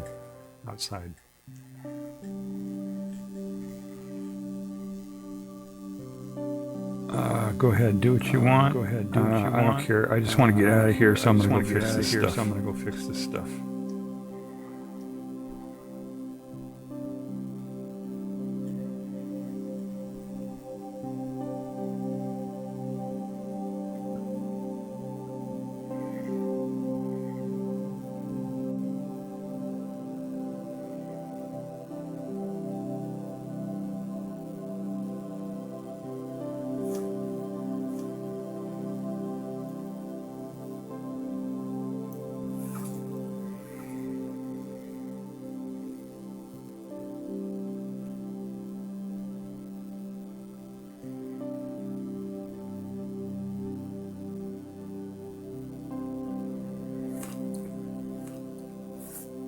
Okay, as soon as I get this spaceship ready to go, I'm taking off to go back to Earth. And nobody's going to stop me.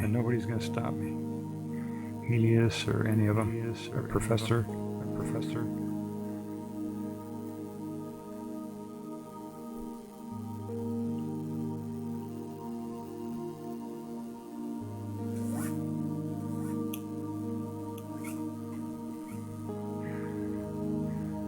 Do you really want to backstab Helios?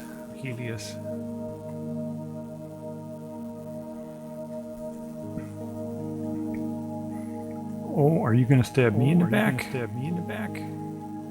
Uh-oh.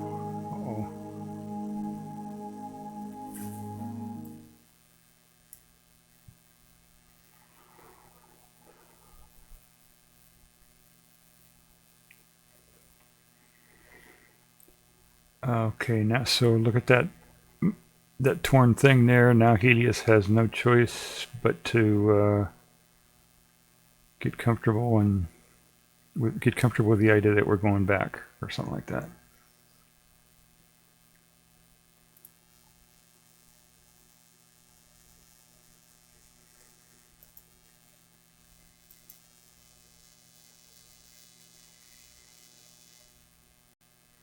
Now, Helios is convinced that we're going to find water with a divining rod. And this guy says the only thing we're going to find on the moon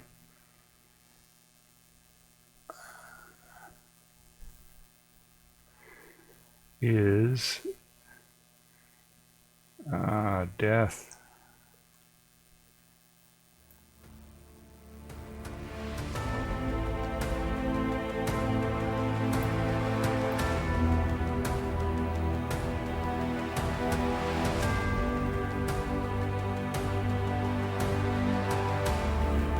Professor something. We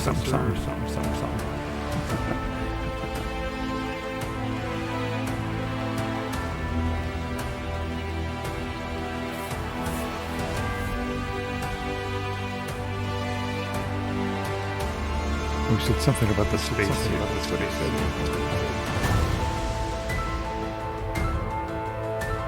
Oh, okay. He said he was telling everybody that the professor went to put the spacesuit on. That's what he said.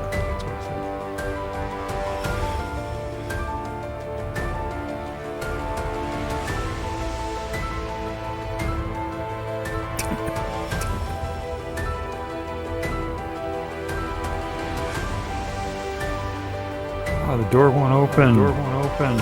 It's locked from the outside.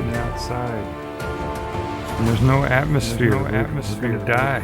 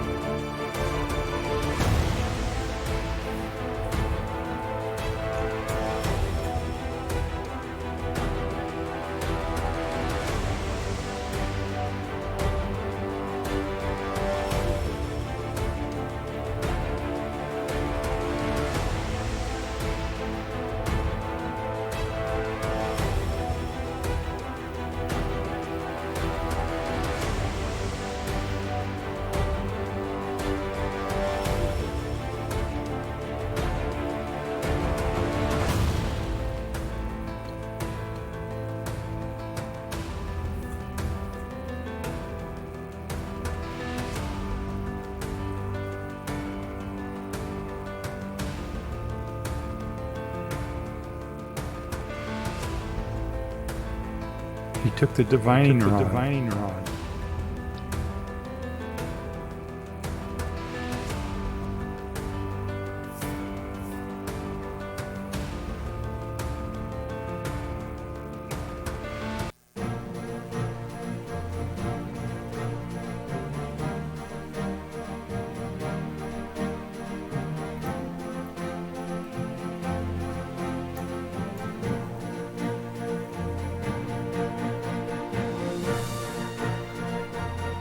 It looks like the rod is pulling him along. Something.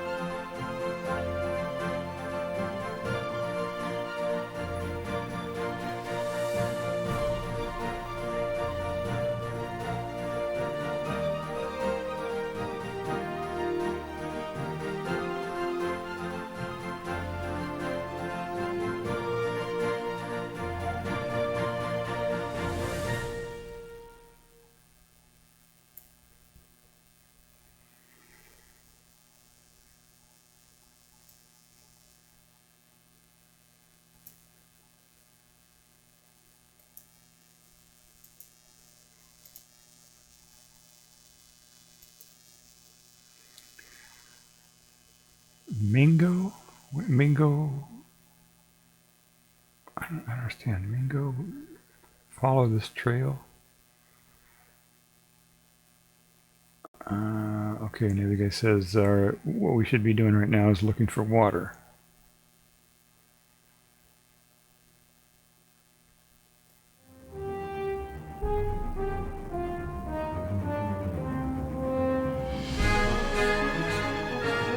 Well, I have to get ready to launch the thing. I got too much to do here to get ready for the launch to go back home.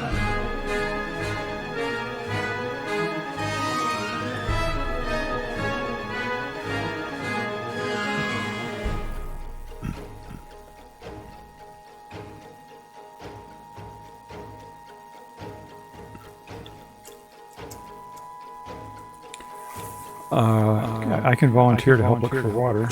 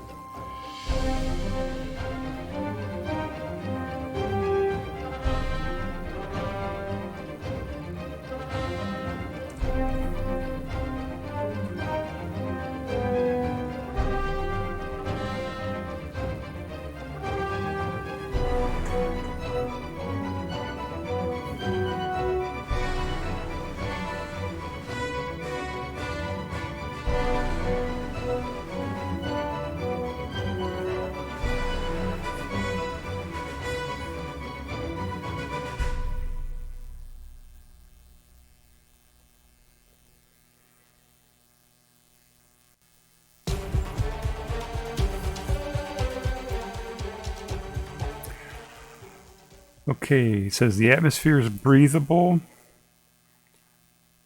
and something else. Some of his notes in the logbook there.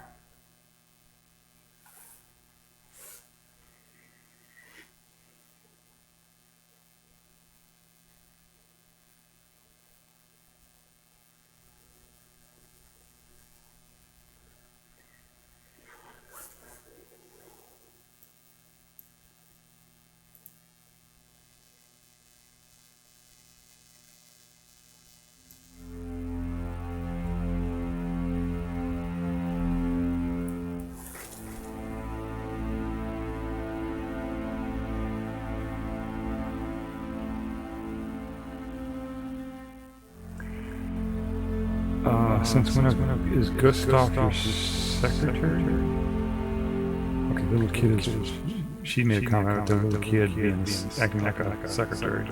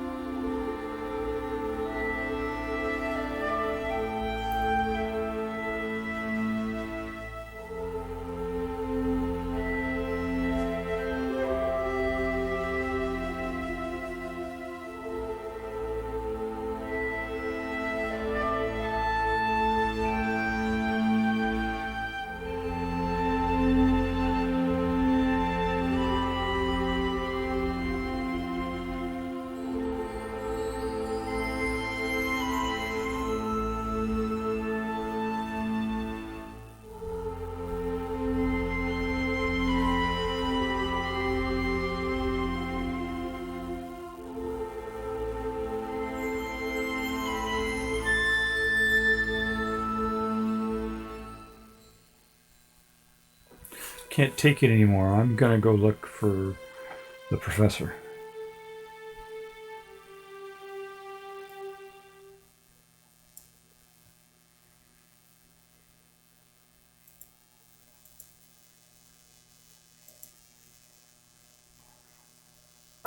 Miss Frida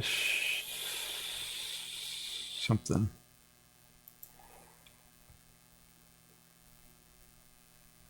Oh, here's some food for Miss Frida so you don't go hungry. That's something like that.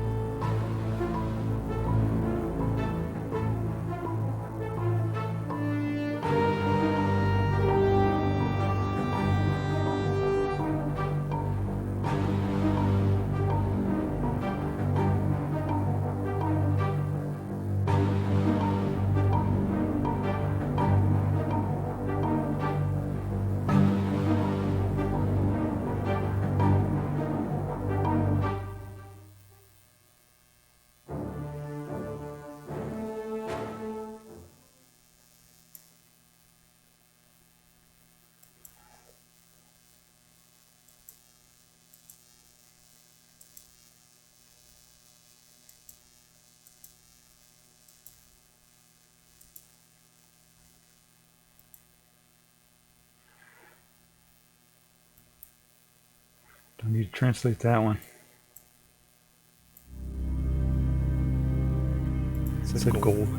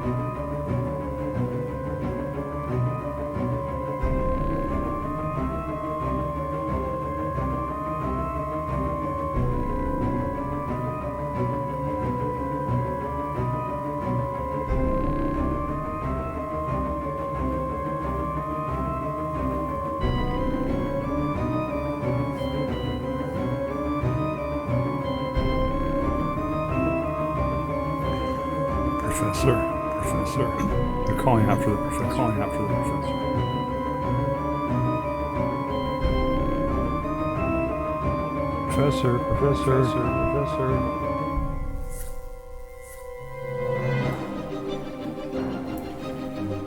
Professor. Professor, where'd you go?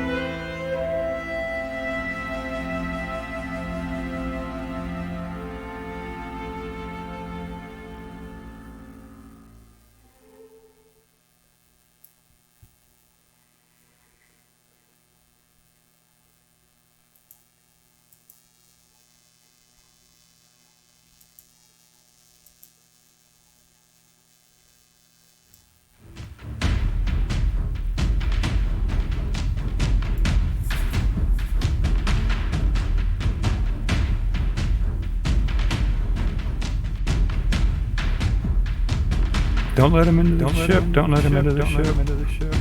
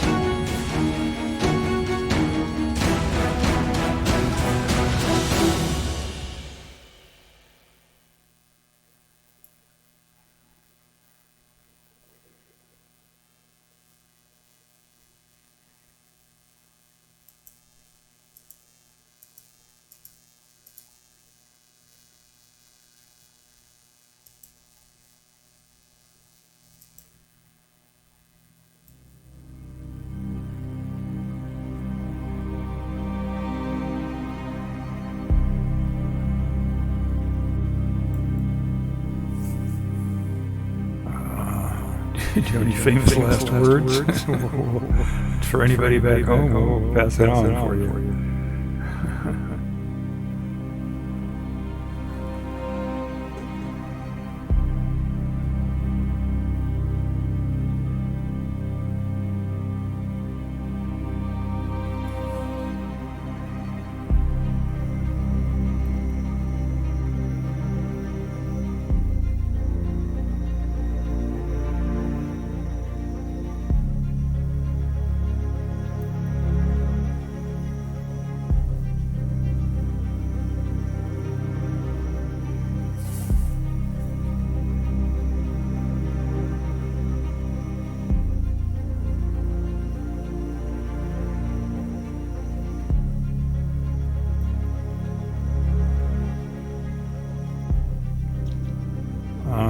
Okay, the oxygen, the bullet hit the oxygen tank or something like that, and now they don't have any more oxygen left.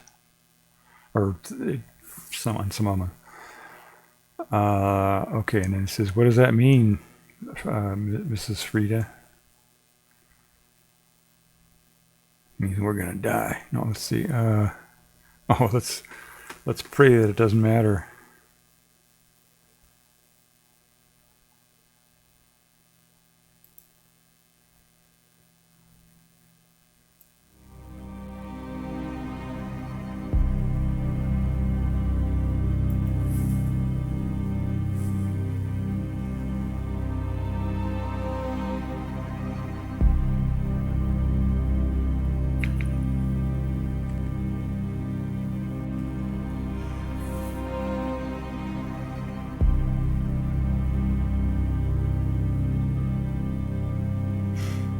Lost half the oxygen.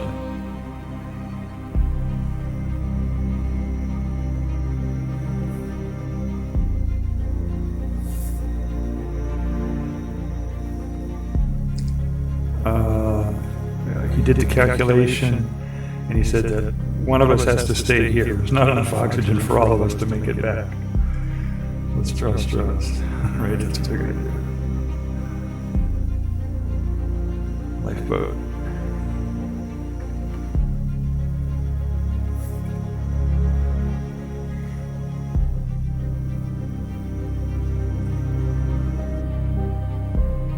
Yes, Windigger, one of us has to stay.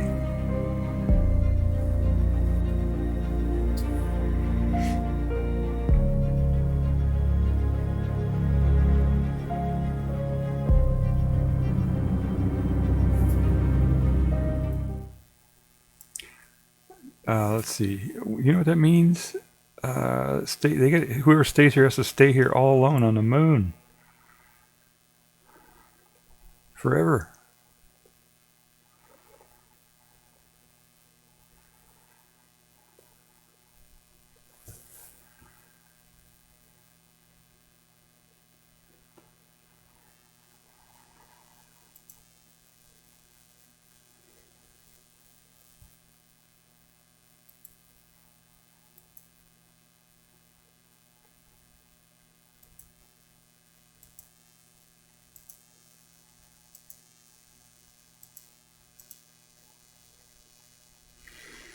We draw straws. Short straw stays on the moon.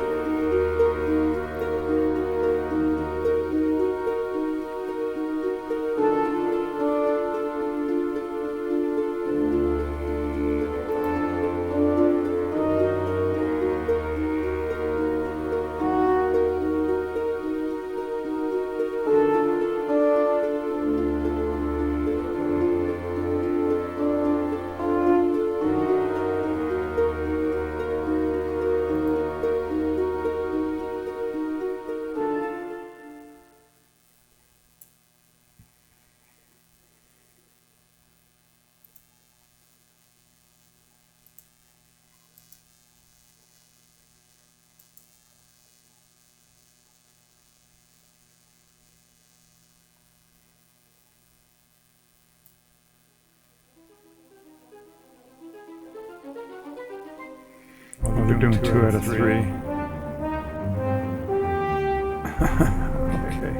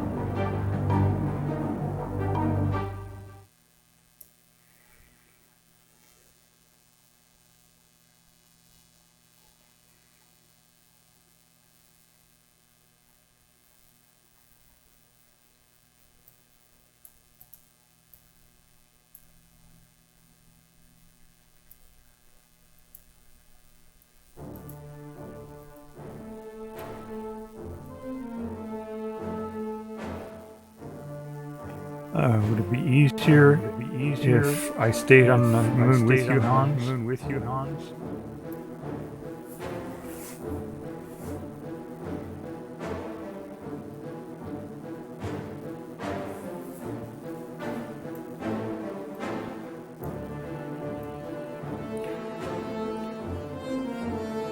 I only long for one thing, Earth.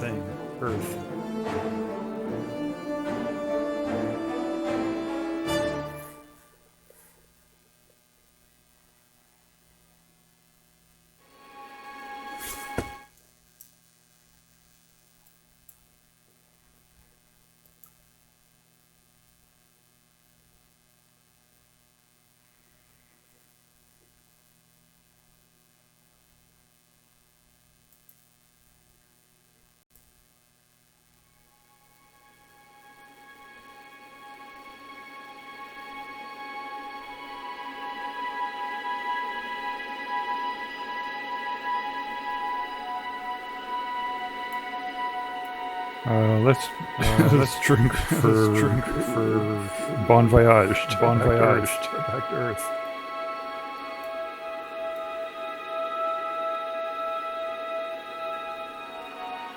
Many happy returns.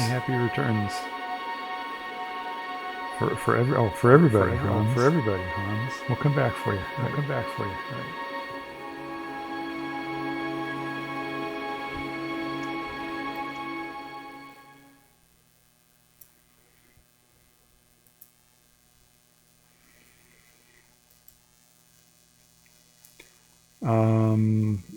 The base depot is ready. The base camp is ready, something like that.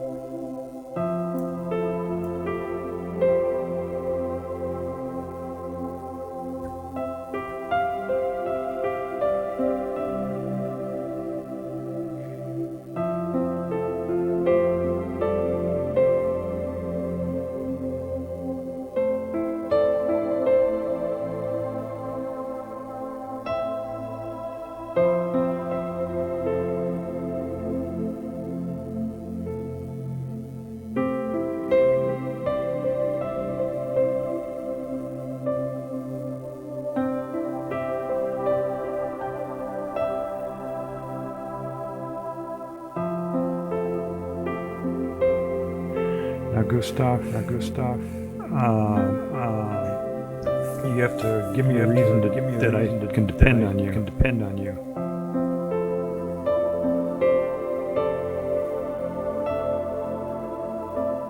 I'm gonna stay in the moon.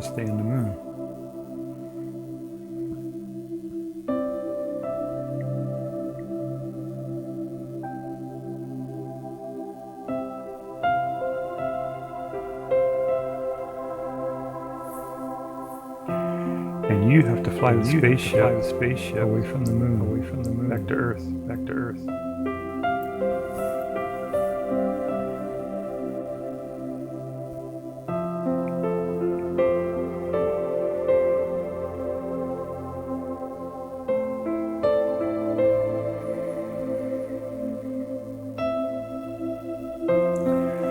You don't want Mr. Windigger to perish with Miss Freda, do you?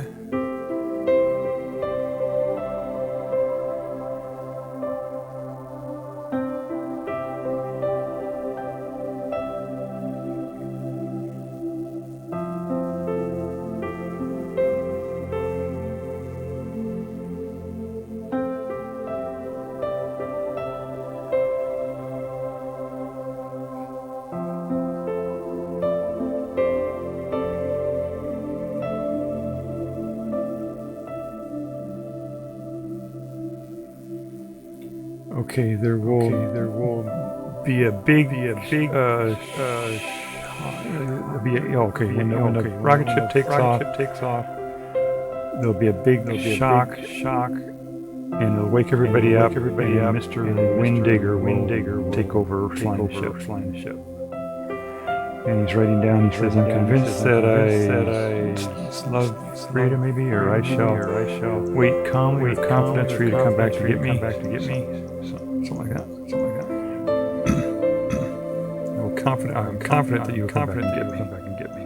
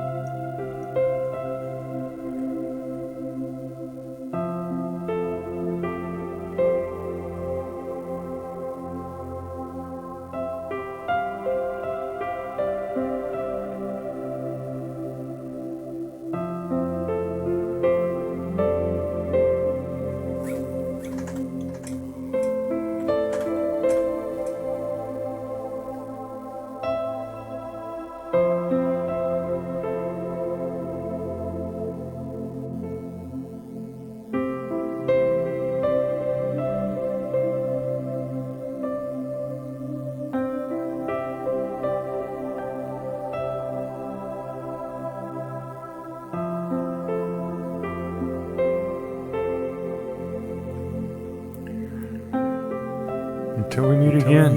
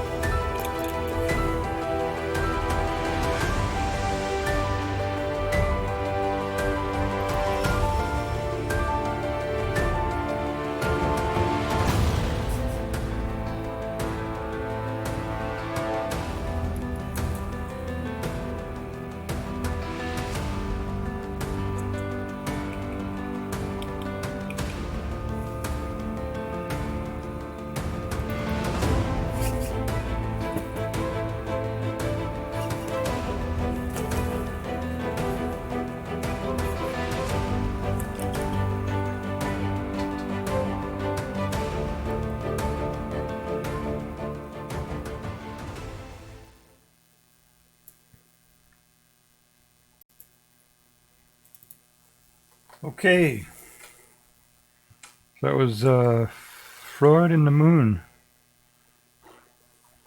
or Frau in the Moon, Frauen und Mund, Woman in the Moon. That was great. So that was. I hope my narration was close enough to follow the plot. At least, I don't know. I don't speak German at all. I just went through some of the intertitles before this stream here, and I think I set them accurate enough to at least to follow the plot. They weren't very. Certainly wasn't a literal translation or anything like that. And the music took me after a couple hours in, and I figured out how to do the music, and that took a while. Oh, thank you, Sydney. Yeah, Sydney popped in midway through the movie here. I'm streaming on Twitch. If anybody just kind of joined in, I'm streaming on Twitch live right now. And what I did is I played the German version, the original print of the thing, of the movie. It was made in 1929. It was made in Germany, so that's why it was all German. And I tried to narrate as best I could the intertitles, and then play music in the background. This music is just, this free music you find online, or they, whoever writes it, the music makes the music, just puts it out there for free or under Creative Commons or whatever. And so I tried to play that in the background so at least there'd be some music. But anyway, yeah, a few technical problems in the beginning, but I think we got it going. So that was a good movie. Pretty cool. I guess we can go through it a little bit just to talk about it a little bit, what was going on in the film. Let me see if I can bring up a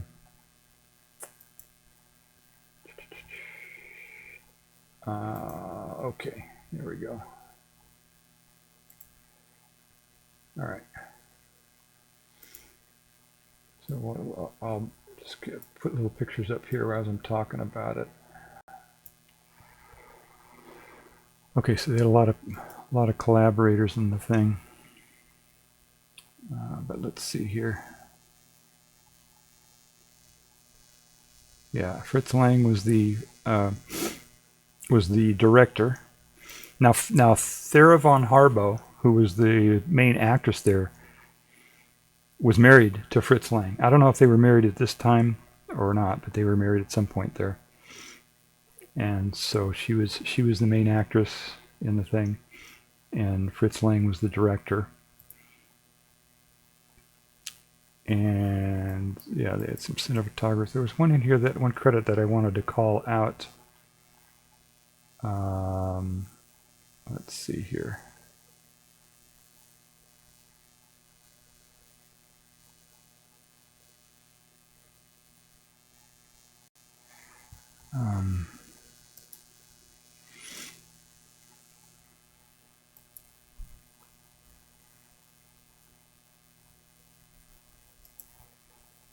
Let's see where he is here.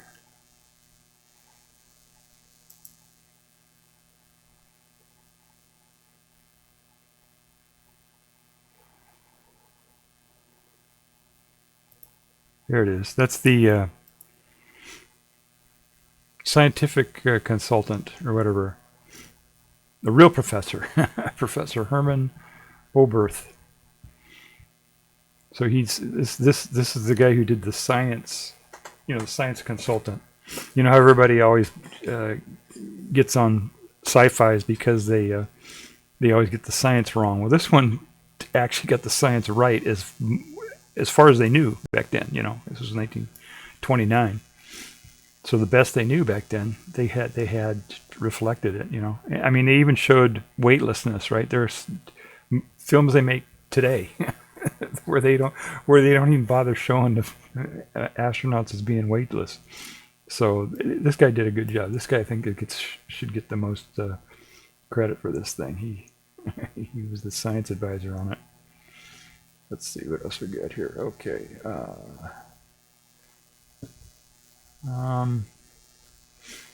Right at the very beginning, the professor, he's living alone. He's probably going crazy, being poor and rejected by all of his colleagues and all that for his ideas about there being gold on the moon. And so that guy that he scared off was somebody who made an offer on his manuscript, lowballed him on his manuscript that he wrote about the gold on the moon. And although his colleagues rejected him for that idea, there are a lot of wealthy people who said, "Oh, if there's gold up there, we better make sure nobody else gets it," So that's what that was. That's kind of like the main plot of the thing. Let's see what else we got here. Okay, yeah, they really played this up. Look at this guy. Oh, I'm starving. I'm hungry. So he's a wacky professor, I guess, not just an absent-minded professor. Yeah, this poster here that he has up on the wall, and it says, is this guy a crackpot or what? This is a story, I guess, in the newspaper or something. It says, is the professor a crackpot or not? And they tell the story about him getting laughed at by his colleagues, which they showed here. The acting, on these old films, the acting, of course, is stilted by today's standard. But back then they had, especially in the silent era, what they were doing is they were transitioning from the stage. They were trying to transition from the stage, the theater, to film. And so the acting style was still very theatrical, It was overdone, Some of them got it right pretty soon. They figured it out right away and did it more subtly. Let's see what else we got here. And just all the technical stuff in here. And the little mouse. That's Josephine the mouse. They gave the mouse credit in the credits up front. That's Josephine the mouse. So that's pretty funny. So he's having dinner with the mouse. Let's see what else they had in here that I thought was interesting. All the they're trying to trying to figure out these are the wealthy people who are trying to figure out this reverse engineer this spaceship or whatever, so they can go to the moon, get the gold before the other guys get it. So they're kind of showing the rich people as the bad guys in this film, which was kind of on par for that time. This is the progressive era, so that's kind of the way they did it. All right, let's see what else we got here. Yeah, they just went through excruciating detail on this whole thing. Here's the rocket, here's the nose cone. Now we're going to show you pictures that the rocket took, and it just went on. There's the rocket engine, and a lot of this exposition here was kind of necessary because the audiences had never even heard of rockets or didn't know that much about them or whatever, So they went into a lot of detail, as to what was going on, and they had they explained this automatic camera that they had. This was the H-32 rocket, was the rocket they sent up ahead of time, right? Unmanned rocket. And so they put this camera on there. Of course, they didn't have any electronics back there, and the only electronics they had were tubes, right? You can't put tubes in a rocket ship, so it's all mechanical. Everything's mechanical. So they got this little mechanical clock that goes and takes pictures every, periodically through this thing. It's a telescope, a mirrored telescope, they said, that takes pictures. Look at this, and they're showing here's the distance between the Earth and the Moon. Here's the gravitational fields of the Earth and the Moon. And then they explain that, when they intersect here, when they're equal, then that's the weightless. People are weightless at that. That's the Lagrange point, we call it now. And that's where people are weightless. So they just went into excruciating detail here. Here's the flight path, Okay, and the speed. They said what the speed was going to be in meters per second of the rocket. That's pretty close to what escape velocity is, or, enough to get to the moon. So that's about right. That speed. It's in the ballpark. Oh, he's saying how close. Okay. What else? They're talking about the craters on the moon. They thought they saw water. They weren't sure what it was, whether it was vegetation or what they were seeing there. So yeah, just a whole bunch of detail here.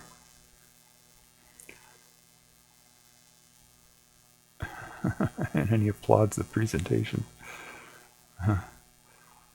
Okay. Oh, there. This is where they say the bad guys, right? He does. What that says there. It says basically it says we want the wealthy people to get the gold from the moon because we don't want it to fall into the hands of idealists. So that kind of sums up what was going on at the time during the progressive era. It was pretty much class warfare going on. And so the rich people didn't want the poor people to get the money because then they would lose their power. So that's what that was about. Let's see if there's anything else here. Yeah. Okay, this is the bad guy saying, I'm going to give you an offer you can't refuse. All right. Look at that guy. Who does that guy remind you of? This was made in Germany, right? 1929 Germany. Who does that remind you of? I mean, I don't know if they knew. I don't know where Hitler was, and as far as his infamy at that time, if people knew who he was or what was going on. 29. I don't know my German history that well to know where he was at that time.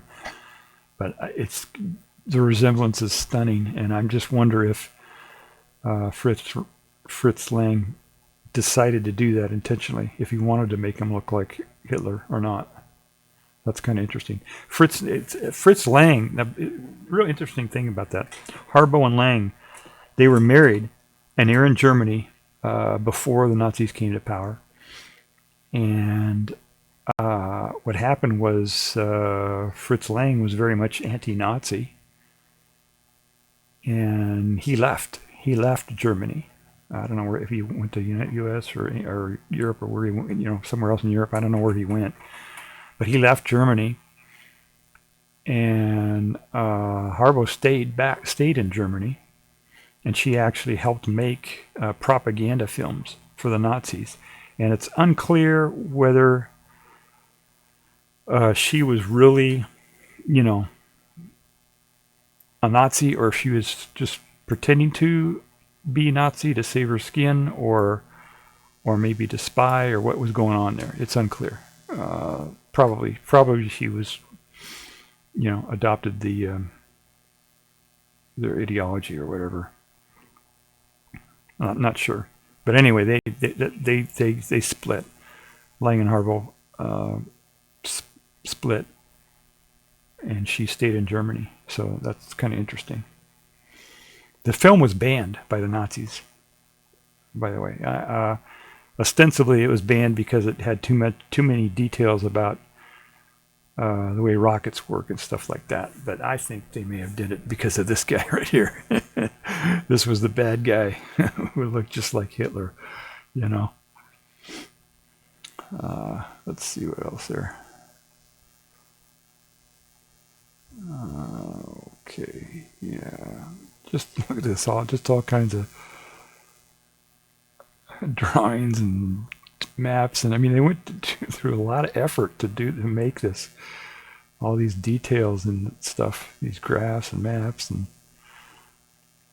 let's see here.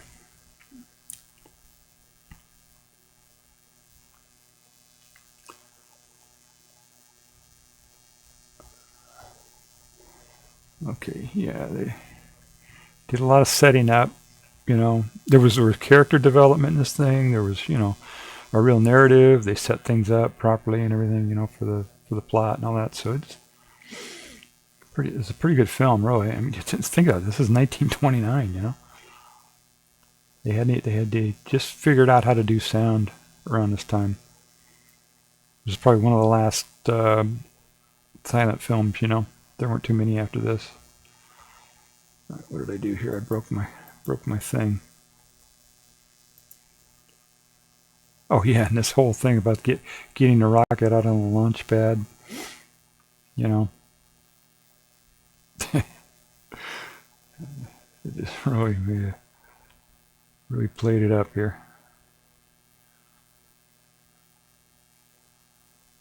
All right, let's see. Oh yeah, that's a speed. That's at speed, right? Yeah, that's the speedometer.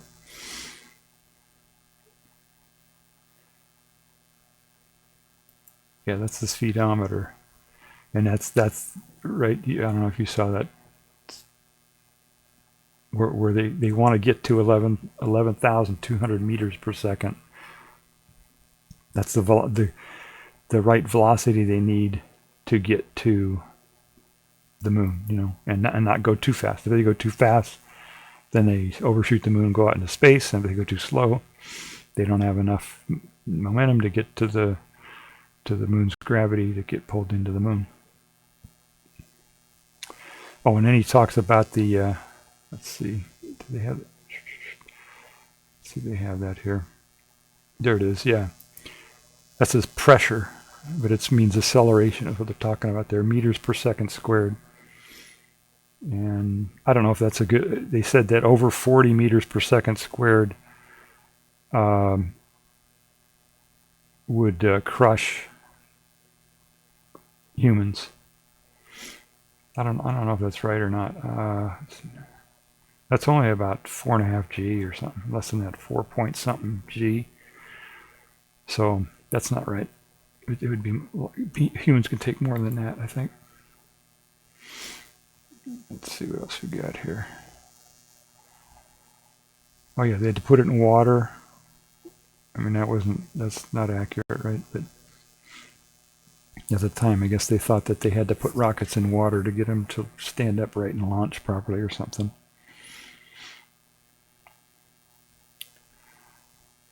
Oh, and this whole blast off sequence here is just, they really built it up. I screwed up with the music. I don't think I got the music right in here. But it was just, this whole thing was just very tense and very, the whole countdown and everything. That was kind of silly, this guy with his Josephine the mouse. But it was just this whole sequence here was just so tense. Getting ready to blast off. 10, 9, 8, right? So they get to the countdown. Watch, instead of 6, 5, 4, 3, 2, 1. It says now. Instead of blast off, they said now. So I'm just gonna. Right. So they got that right. At least the acceleration. They knew there would be acceleration inside a spaceship when they were taking off. So they got that right. I mean, think about it. We didn't get it. We didn't actually put the first from. This is 1929, right? 1929. We didn't put anything into orbit. Earthlings didn't put anything into orbit until 30 years after this. So, they had a lot of it right. He had a multi-stage rocket, which is right. We're still using those today, right? Multi-stage rockets. It's just incredible that they got so much right in this film. I read somewhere that they say that some people say this was the first hard science fiction film. You know, you got soft sci-fi and space opera and all kinds of these different genres, right? And before this, it was, you know, monster movies or fantasy, you know, something like that. But they say that this was the first hard sci-fi, you know, like what you saw in the 50s or Star Trek or something like that, you know, a real trying to base it on real science, you know. All right, let's see what else we had here. There's okay.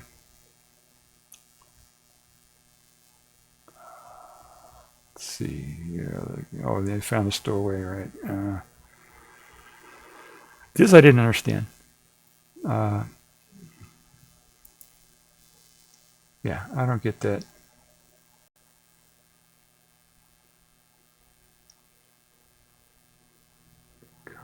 I don't get what's going on there.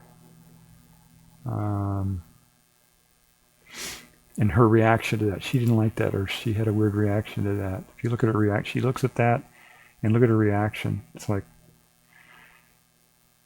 I don't know what they were trying to say there. I don't know what was going on.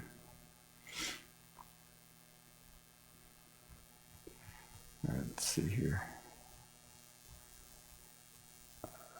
Okay, yeah, all the log entries, you know, there's just more details about what was going on. And this was kind of interesting. They actually got, of course this is goofy, right? for their weightless. But this is very similar. This thing right here, walking on these little loops on the ground, that's very similar to what in 2001 A Space Odyssey, when a guy was taking a space liner to the moon. Remember that? He took off and went up to the space station and then went from the space station to the moon. And when he was on the space liner, the stewardess, you know, the flight attendant, we call him now, was doing the same kind of thing. She was walking, you know, with using the Velcro, right, to step on it. But this is this is almost the same thing here. You know, it's very, very close. And this was 40 years. Yeah, this was 40 years before 2001 A Space Odyssey. And they, you know, did it almost the same, you know. And they got this part right here. Watch what this kid does. This is pretty close to, right? Boom, right? There you go. He's weightless. Now this is wrong, right? All he had to do was push on the ceiling to get down. But, you know, it was pretty accurate, I think. Oh, and then this scene here, they made the woman look bad, which was at this scene, which was not cool. But there you go. I mean, look at that. I don't think you saw. I never saw this in any film anywhere. In fact, the first time I ever saw this, a liquid suspended in a zero-G environment like that, the first time I ever saw that was an actual NASA, you know, showing actual astronauts in space doing that stuff. I never saw this on any movie ever, anywhere. Nobody ever thought to do this, and they did that here in this film. That's just incredible that they were able to do that. And the special effects, you know, did you see how they did the special effects? Right, it wasn't quite right. The way they do that is they shoot the film, and then they have to go through the film and they overexpose little dots like that to make that little special effect. There's no digital, no computer graphics, any of that stuff. This is all done on film, you know, or on the print. Maybe they did it on the print. I don't know.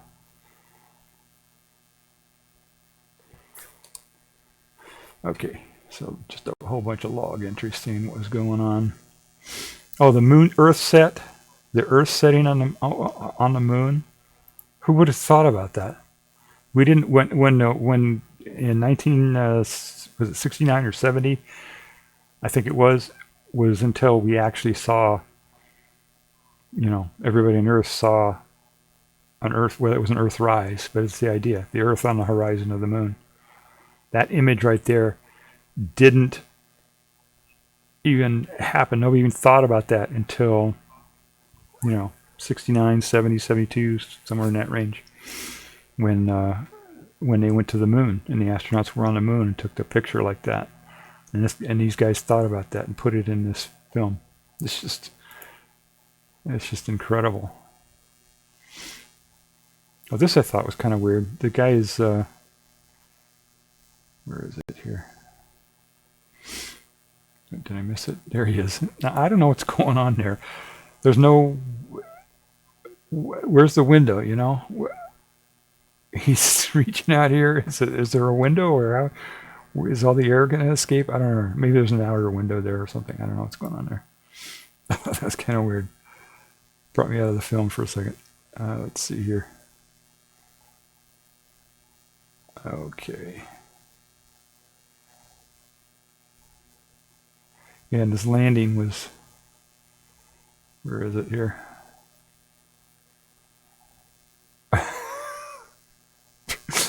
Yeah.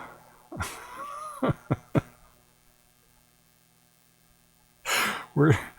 Oh, there it is. There's a spaceship.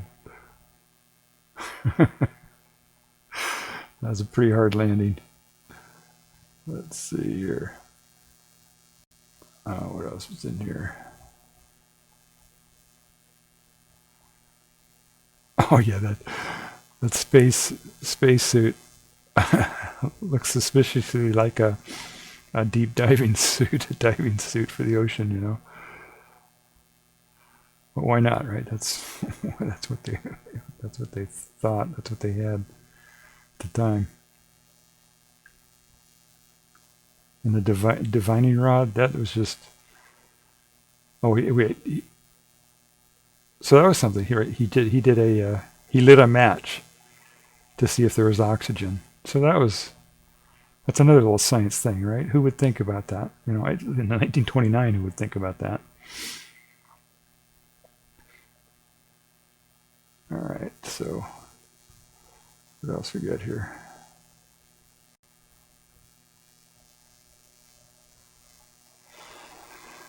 Yeah, and all the plot elements, they had the the love triangle there between the three, right? And just all kinds of different characters. And this is kind of interesting because she went on to make movies, right? She wrote the screenplay, and then she became like a movie maker. She was kind of a movie maker herself. So that was kind of interesting that they did that in the film.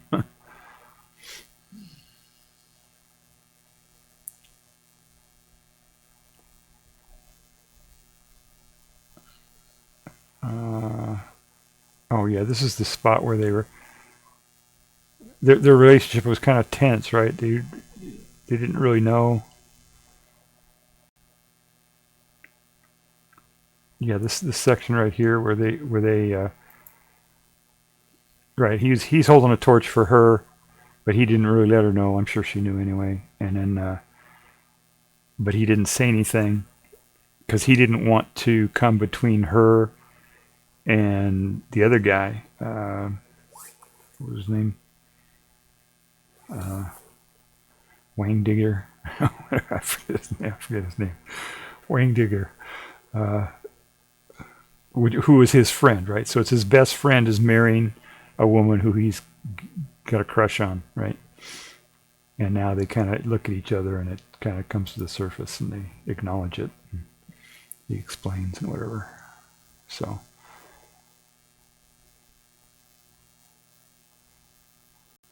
Yeah, there's this divining rod there, refining water.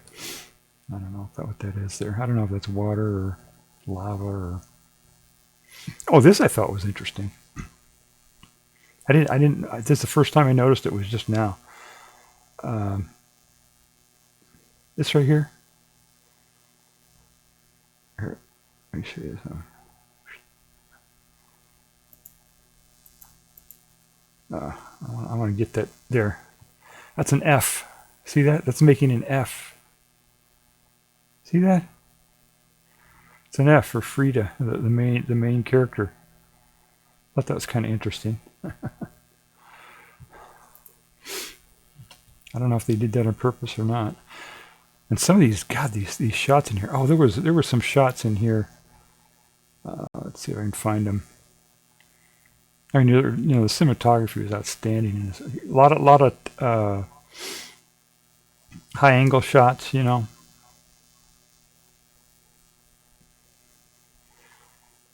low angle. Here's another one. Let's see here.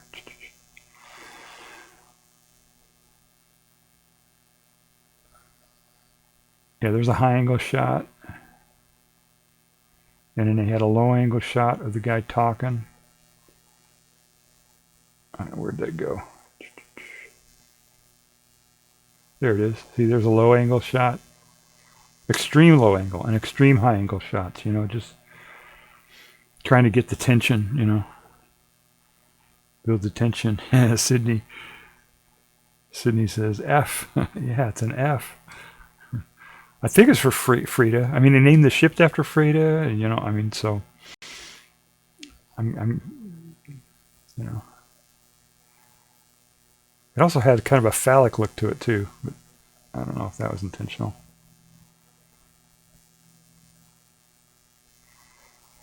But there were some shots in here that were just art. They were you could hang them in a museum, just the one shot, as a picture, as a painting or something.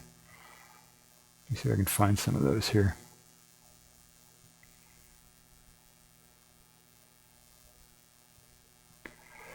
Yeah, there's another high angle shot. See, well, that one was a POV right from the window, but it's still, there's just a lot of that inside this thing, and the lighting. They always get the lighting right. It's just pretty well made film for 1929. God, I can't find those ones that I was looking for here.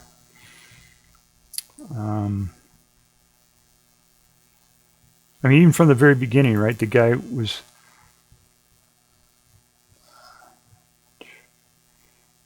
right here, right? There's a low angle shot and a high angle shot. See, just throughout the film.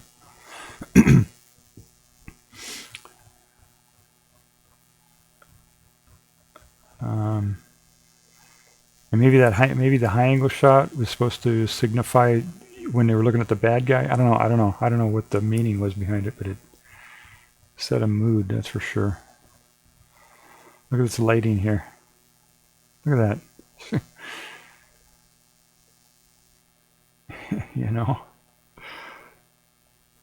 Just really, and the shadow. Look at the shadows. The whole, on the creepy part where the guy was sneaking in, they did the shadows and the hand and the, this is just so well made. God, I wish I could find some of those shots here that were. We'll find them. Oh, here we go. All right, let's see. No. Oh, the kid's sliding down the banister. I don't know if you saw that. That was kind of weird. That was kind of comedic, I thought. There it is.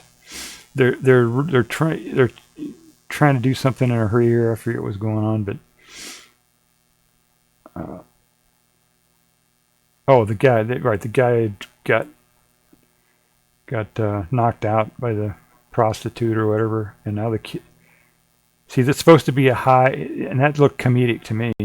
The kid sliding down the banister like that was comedic, and I didn't think that wasn't the feeling they were trying to get across there. They were trying to get across urgency, but so that was kind of weird. That didn't quite fit. Look at this. Look at this shot here. Look at some of these shots. Look at that. Look at that shot. Look at that. Right? They're not taking a picture. It's just that down here. This is what's going on. Here's the action. But look at that shot, the space that they give it, and the angle and everything. All the angles in this shot.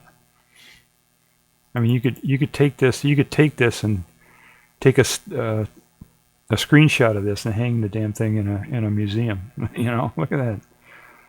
That's just incredible. Look at that. And see all the action's going down here. But they give the shot all this room, you know. Just amazing. So yeah, this is well made film, you know. So anyway, so that I thought that was pretty cool film, and I wanted to show it. It's a long film, and it's kind of cold in this room. I don't know if you're a regular on my stream. I try to conserve as much energy as possible, you know. And I have a warm room that I spend most of my time in, but my streaming room out here is in an open room that's a lot cooler. And we had sun earlier today, and so I opened up the windows and I thought it would warm up, but the sun went away pretty quick. We got overcast, so it really never got above 14 degrees in here. It's 13 and a half now, which is why I'm all bundled up here. You know, it's if you're just sitting still, it's harder to take the cold. If you're just sitting there, if you're out doing something, then you can be in the cold. But if you're just sitting here, you know, like I am just sitting here streaming, it's a lot harder to take the cold. So anyway, so yeah, that was the movie. I appreciate everybody coming out to watch it. And what I'd like to do is take this film and you know, do a real translation of all the intertitles into English, or even it would be cool if somebody could get some real voice actors and just do ADR the whole thing. That would be cool. And turn it into a talkie. You know, just get rid of the intertitles altogether, and you know, put a real score on it. They wrote a custom score for it. I don't know if it's still around. I imagine it is somewhere, or what the status of the score is. Yeah, I'm not sure. But it would be cool to put with a modern score on it, and have voice actors really, do the whole thing and get rid of the intertitles and turn it into a talkie. That would be something. That would be quite a project though to do it. I tried to put music and everything to it live, like this. But yeah, Sydney says thanks. Yeah, thank you for stopping by, Sydney. So I tried what I tried. In this I just tried to do it. I don't know German, so I had to go. I went through the intertitles, most of them, the last couple of days, and looked at them and tried to figure out what they said, and Google translated them and all that. Some of them. And so I tried to at least give a little narrative as to what was going on in the film. And this music here was just music I downloaded from a free music site and tried to match it up to what was going on. Plus I had technical issues in the beginning. I had to restart the stream and everything else, so it didn't come out quite as well. At the end, though, the last hour of the thing, I think I had it. It was working. So anyway, I appreciate everybody stopping by and watching the thing. I'm going to post this up on YouTube, and we'll see how much of it they, if they, everything nowadays that I put up to YouTube, they put a copyright claim on. Every single goddamn thing I put up there, they put a copyright claim on it. So I don't know what's going on there. But I'm fighting with them. So this will show up on YouTube eventually, after I go through the whole process of fighting with them if they try to put a claim on it. But it's in the public domain. The film's in the public domain. This music is free music that the artist put up on the internet for free, so there shouldn't be a problem. But they'll put a claim on it anyway, and I'll just have to fight with them. But this will end up as a VOD up on the website at my YouTube is at doubletribble-yt. And so yeah, give me a follow there. Give me a follow here too. I'm trying to get trying to get my affiliate here on Twitch. I've been streaming a few months here, and I still don't have my affiliate. So yeah, if you can give me a follow here, give me a follow on YouTube.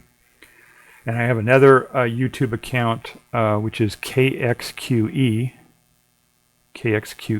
on YouTube, and that's for actual videos that I edit a little bit, and or just random stuff that I put up there. So maybe what I might do, I don't know. I don't know if I'll have time, but I might do a little bit better treatment of this film and put it up on KXQE. I don't know. We'll see. We'll see what other people are doing with it. All these films have come into the public domain now, so a lot of people are doing stuff with them now. Or I could just wait 5 years and just deliver a video of the film to an AI with a nice prompt, and the AI will do it for me. Right? That's another way to do it. Whatever.